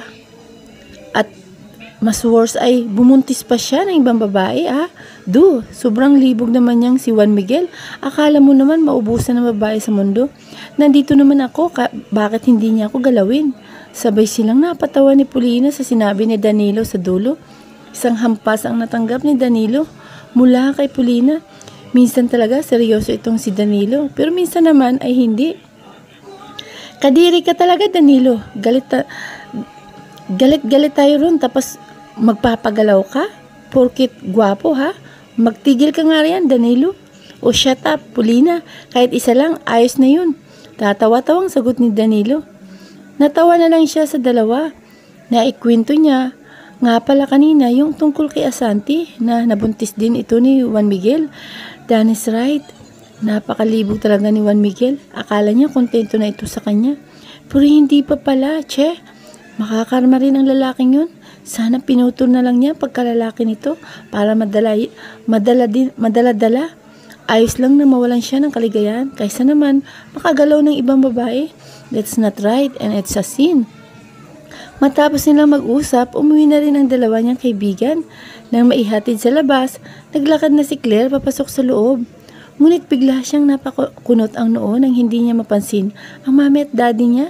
Sakto namang lumabas si Manang Tina sa kusina. Manang Tina, nasaan sina ma'am at dad? Nakakunot noon niyang tanong. Umalis sila, hindi ba nagsabi sa iyo papasok na sila sa trabaho nila, Claire? Hindi po sila nagsabi sa akin, Manang. Tugon niya. Bumalik na pala sa pagtatrabaho ang mami at daddy niya. That's good, para maging tahimik naman siya rito sa bahay nila. Sige po, Manang Tina, aakyat na po ako sa kwarto ko. Nang tumugon ang matanda ay naglakad na siya. Sinapo niya ang kanyang liig dahil kanina pang masama ang pakiramdam niya. Mainit-init yun. Mukhang lalagnatin siya na hindi niya mawari. Ganito rin kasi siya kahapon pero nang uminom siya ng gamot, nawala rin. Iinom na lang siya mamaya-maya. Nang makarating sa kwarto, humiga siya sa kama, saka ipinikit ang mga mata. Ilang segundo pa lang ang lumipas ay nilamon na siya ng kadiliman. I'm begging you, Juan Miguel, please. Asanti beg. Ako na lang ang mahalin mo. Wag na si Claire. Bakit mo pa ba mamahalin ang babaeng yun? May bago na siya. Buntis din ako, kaya dapat lang napanagutan mo ako, Juan Miguel. Pagmamakaawa nito sa kanya. Nagmamakaawa ko, Juan Miguel. Ako na lang ang tanggapin mo kaysa sa malanding Claire na yun. She continued. Marahas na nagpakawala ng hangin sa bibig si Juan Miguel sa katumayo sa kinauupuan. Naglakad siya palapit sa bintana habang may basong hawak ng laman ay alak. Wala siyang emosyong bumaling sa labas. Sa totoo nga niyan, nagulat siya kanina nang pumasok si Asanti dito sa bahay niya. Hindi man lang niya ito pinansin kanina pa at kahit ilang beses itong magmakaawa sa kanya, hindi pa rin siya maawa rito. Kahit iniwan siya ni Claire, mahal niya pa rin ito. Gagawin niyang lahat. Bumalik lang sila sa nakaraan. Hindi niya sasayangin ang mga naging effort niya. Patuloy pa rin niyang mamahalin si Claire kahit anong mangyari. Kahit makulit man ito, ay wala siyang pakialam. Ngunit hindi niya lang mapigilan ang hindi magalit. Ilang araw na siyang nagtitimpi sa lalaking kasama ni Claire. 2 beses na niyang nakitang magkasama ang dalawa. Una, sa parking lot. Kitang-kita niya kung paano hinalikan ng gagong yon ang mahal niya. Pangalawa, sa ospital. Akala yata nito na hindi niya ito babalikan. Naghihintay lamang siya ng pagkakataon. Kapag nakita niya muli ito, baka mapatay niya ito. Kulong-kulo na ang dugo niya. He wants to kill, but at the same time, he doesn't want to be a criminal. Mukhang hindi talaga aalis si Asanti sa bahay niya. Kaya bigla niya itong hinawakan. Akala mo maluloko mo ako, ha? Hindi mo na ako maluloko, Asanti. Ayaw ko nang dagdagan ang kasalanan ko sa mahal ko. Madiin niyang sabi habang patuloy itong sinasakal. Nagpupumigla si Asanti ng mga sandaling yun pero hindi niya ito binitawan. Mahigpit na mahigpit niya itong sinakal. Nandidilim na ang kanyang paningin. Bro, what are you doing? Mabilis niyang napatingin sa may pinto at mula roon ay nakita niya si Cruz. Pabagsak niyang binitawan ang liig ni Asanti bago umalis sa ibabaw nito. Nothing, sagot niya. Walang hiya ka, Juan Miguel. Ang sama-sama mo. Papatayin mo pa talaga ako, ha? You're such a heartless. Bumaling siya kay Asante. Masama ang tingin nito sa kanya. Kapansin-pansin ang maputla nitong mukha dahil sa ginawa niya. Che, he doesn't care. Kung hindi nga lang dumating si Cruz, baka napatay na niya ito sa sobrang kulit. Bro, balak mo bang pumatay? Tanong ni Cruz nang makababa na sila sa unang palapag ng bahay niya. Inihilamos ni Juan Miguel ang palad sa mukha saka bumaling sa kaibigan. Matagal ko nang balak pumatay, Cruz. Kung hindi ka nga lang dumating, baka napatay ko ng babaeng yun. Tugon niya saka pabagsak na umupo sa couch. Umalis na si Asante dahil natakot yata sa kanya. Hindi siya natatakot kung may pumunta mang pulis sa bahay niya para hulihin siya. Wala siyang pakiron. Iniisip niya na nga na mas mabuting makulong na lang siya sa manatili rito sa bahay niyang halos nakabibingi na dahil sa katahimikan. Ayaw mo naman sigurong makulong, di ba? Magiging maayos pa kayo ni Claire. As what you've said, you will do everything. Bumalik lang ang nakaraan. Paano mo magagawa ang gusto mo kung nasa kulungan ka naman? How about Claire? Alam mo naman siguro kung anong iisipin niya sa'yo. Marahas siyang nagpakawala ng hangin sa bibig saka nagsalita. Ayaw kong makulong, bro. Tama ka. Hindi ko na magagawa ang gusto ko kung nasa kulungan ako. Don't worry. Alam ko namang hindi ako kayang ipakulong ni Asante. Cruz, Merk, how sure are you? She obsessed with me. I think hindi niya ako kayang makitang nakakulong. Natatawa niyang sagot. You're not sure, though? You almost killed that woman. Baka kapag hindi pa ako dumating, mamamatay na yun. Ayos nga ang gusto kong gawin kaso dumating ka naman. Yun ang gusto kong gawin. Umayos siya sa pagkakaupo at ipinikit ng mariin ang mga mata. Nang matapos ay minulat na rin niya yun. Mukhang tumalab ng alak sa kanya. So what are you doing here? Nakangiti niya ng tanong sa kaibigan. I came here to invite you. Where? Birthday ng pinsan ko ngayon. May party na magaganap. I'd like to invite you dahil alam mo na, may inuman. I'm not a kid anymore, Cruz. Ayaw ko nang pumunta sa mga party na yan. Ikaw na lang, ayain mo si Warren or Briggs. Mas pipiliin kong manatili rito sa bahay ko. Marami rong babae. He smirked. He didn't answer. Bro, ngayon lang ito. Come on. Para naman mawala ang mga problema mo. Sumama ka na. It's a party. You can enjoy at isa pa. Gusto kang makilala ng pinsan ko. Pamimilit nito. Pumuntong hininga siya. Tinitigan ang kaibigan. Fine. Ano bang oras? 8 in the evening, bro. Pupuntahan na lang kita rito sa bahay. Sa bahay mo, sabay-sabay na tayong pumunta sa bahay nila. Fine, wala akong paki sa mga babae. Gusto ko lang ng alak, sagot niya. Tinawanan na lang siya ng kaibigan. Maya-maya pa'y nagpaalam na ito, kaya naman bumalik na siya sa kwarto niya para matulog. Pero bago yon, nilinis niya munang kalat ni Asante kanina. He removed the wet bed sheet and changed it with a new one. After that, tumiga na siya sa kama at ipinikit ang mga mata. Ilang segundo pa lang ang lumipas, nilamon na siya ng kadiliman. Nang magising siya, tanghali na. Umupo si Juan Miguel sa kinahihigaan at umunat. Ngunit bigla siyang natigilan nang may marinig siyang mahihinang iyak. Nangunot ang noon niya ng mga sandaling yun. At hindi na niya namalayan na sinusundan na niya ang mga iyak na yun. Nakita na lamang ni Juan Miguel ang sarili na naglalakad patungo sa isang pinto. Nang marating niya, tinulak niya yun. Hindi pa man siya nakakahakbang sa loob pero may nakita na agad siya. Sa may kama, may dalawang sanggol at ang magkamukhang magkamukha ang dalawa. Nagtataka niyang nilapitan yon at gayon na lamang ang napagtanto niya na kambal pala ito. Kaninong anak ito at paano ito napunta sa bahay niya?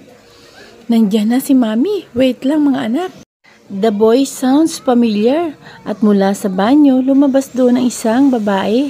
His eyes widened. It can't be. He can't be wrong. Si Claire ito at sigurado siya roon. Naglakad ito patungo sa dalawang sanggol, ngunit nang dumaan ito sa harap niya, biglang nandilim ang kapaligiran. Ah! Malakas na napasigaw si Juan Miguel. Hindi maipinta ang mukha niya ng mga sandaling yun. Oh God! He thought it was true. It was just a dream. Sunod-sunod ang paghinga ni Juan Miguel. Parang totoo yun. Nakita niya ang mahal niya at may nakita pa siyang kambal. Kaninong anak yun? Anak ba nila yun ni Claire? Damn this. Parang sasabog yata ang utak niya ng mga sandaling yun. Gusto niyang kausapin si Claire at hindi na siya magpapatumpik-tumpik pa.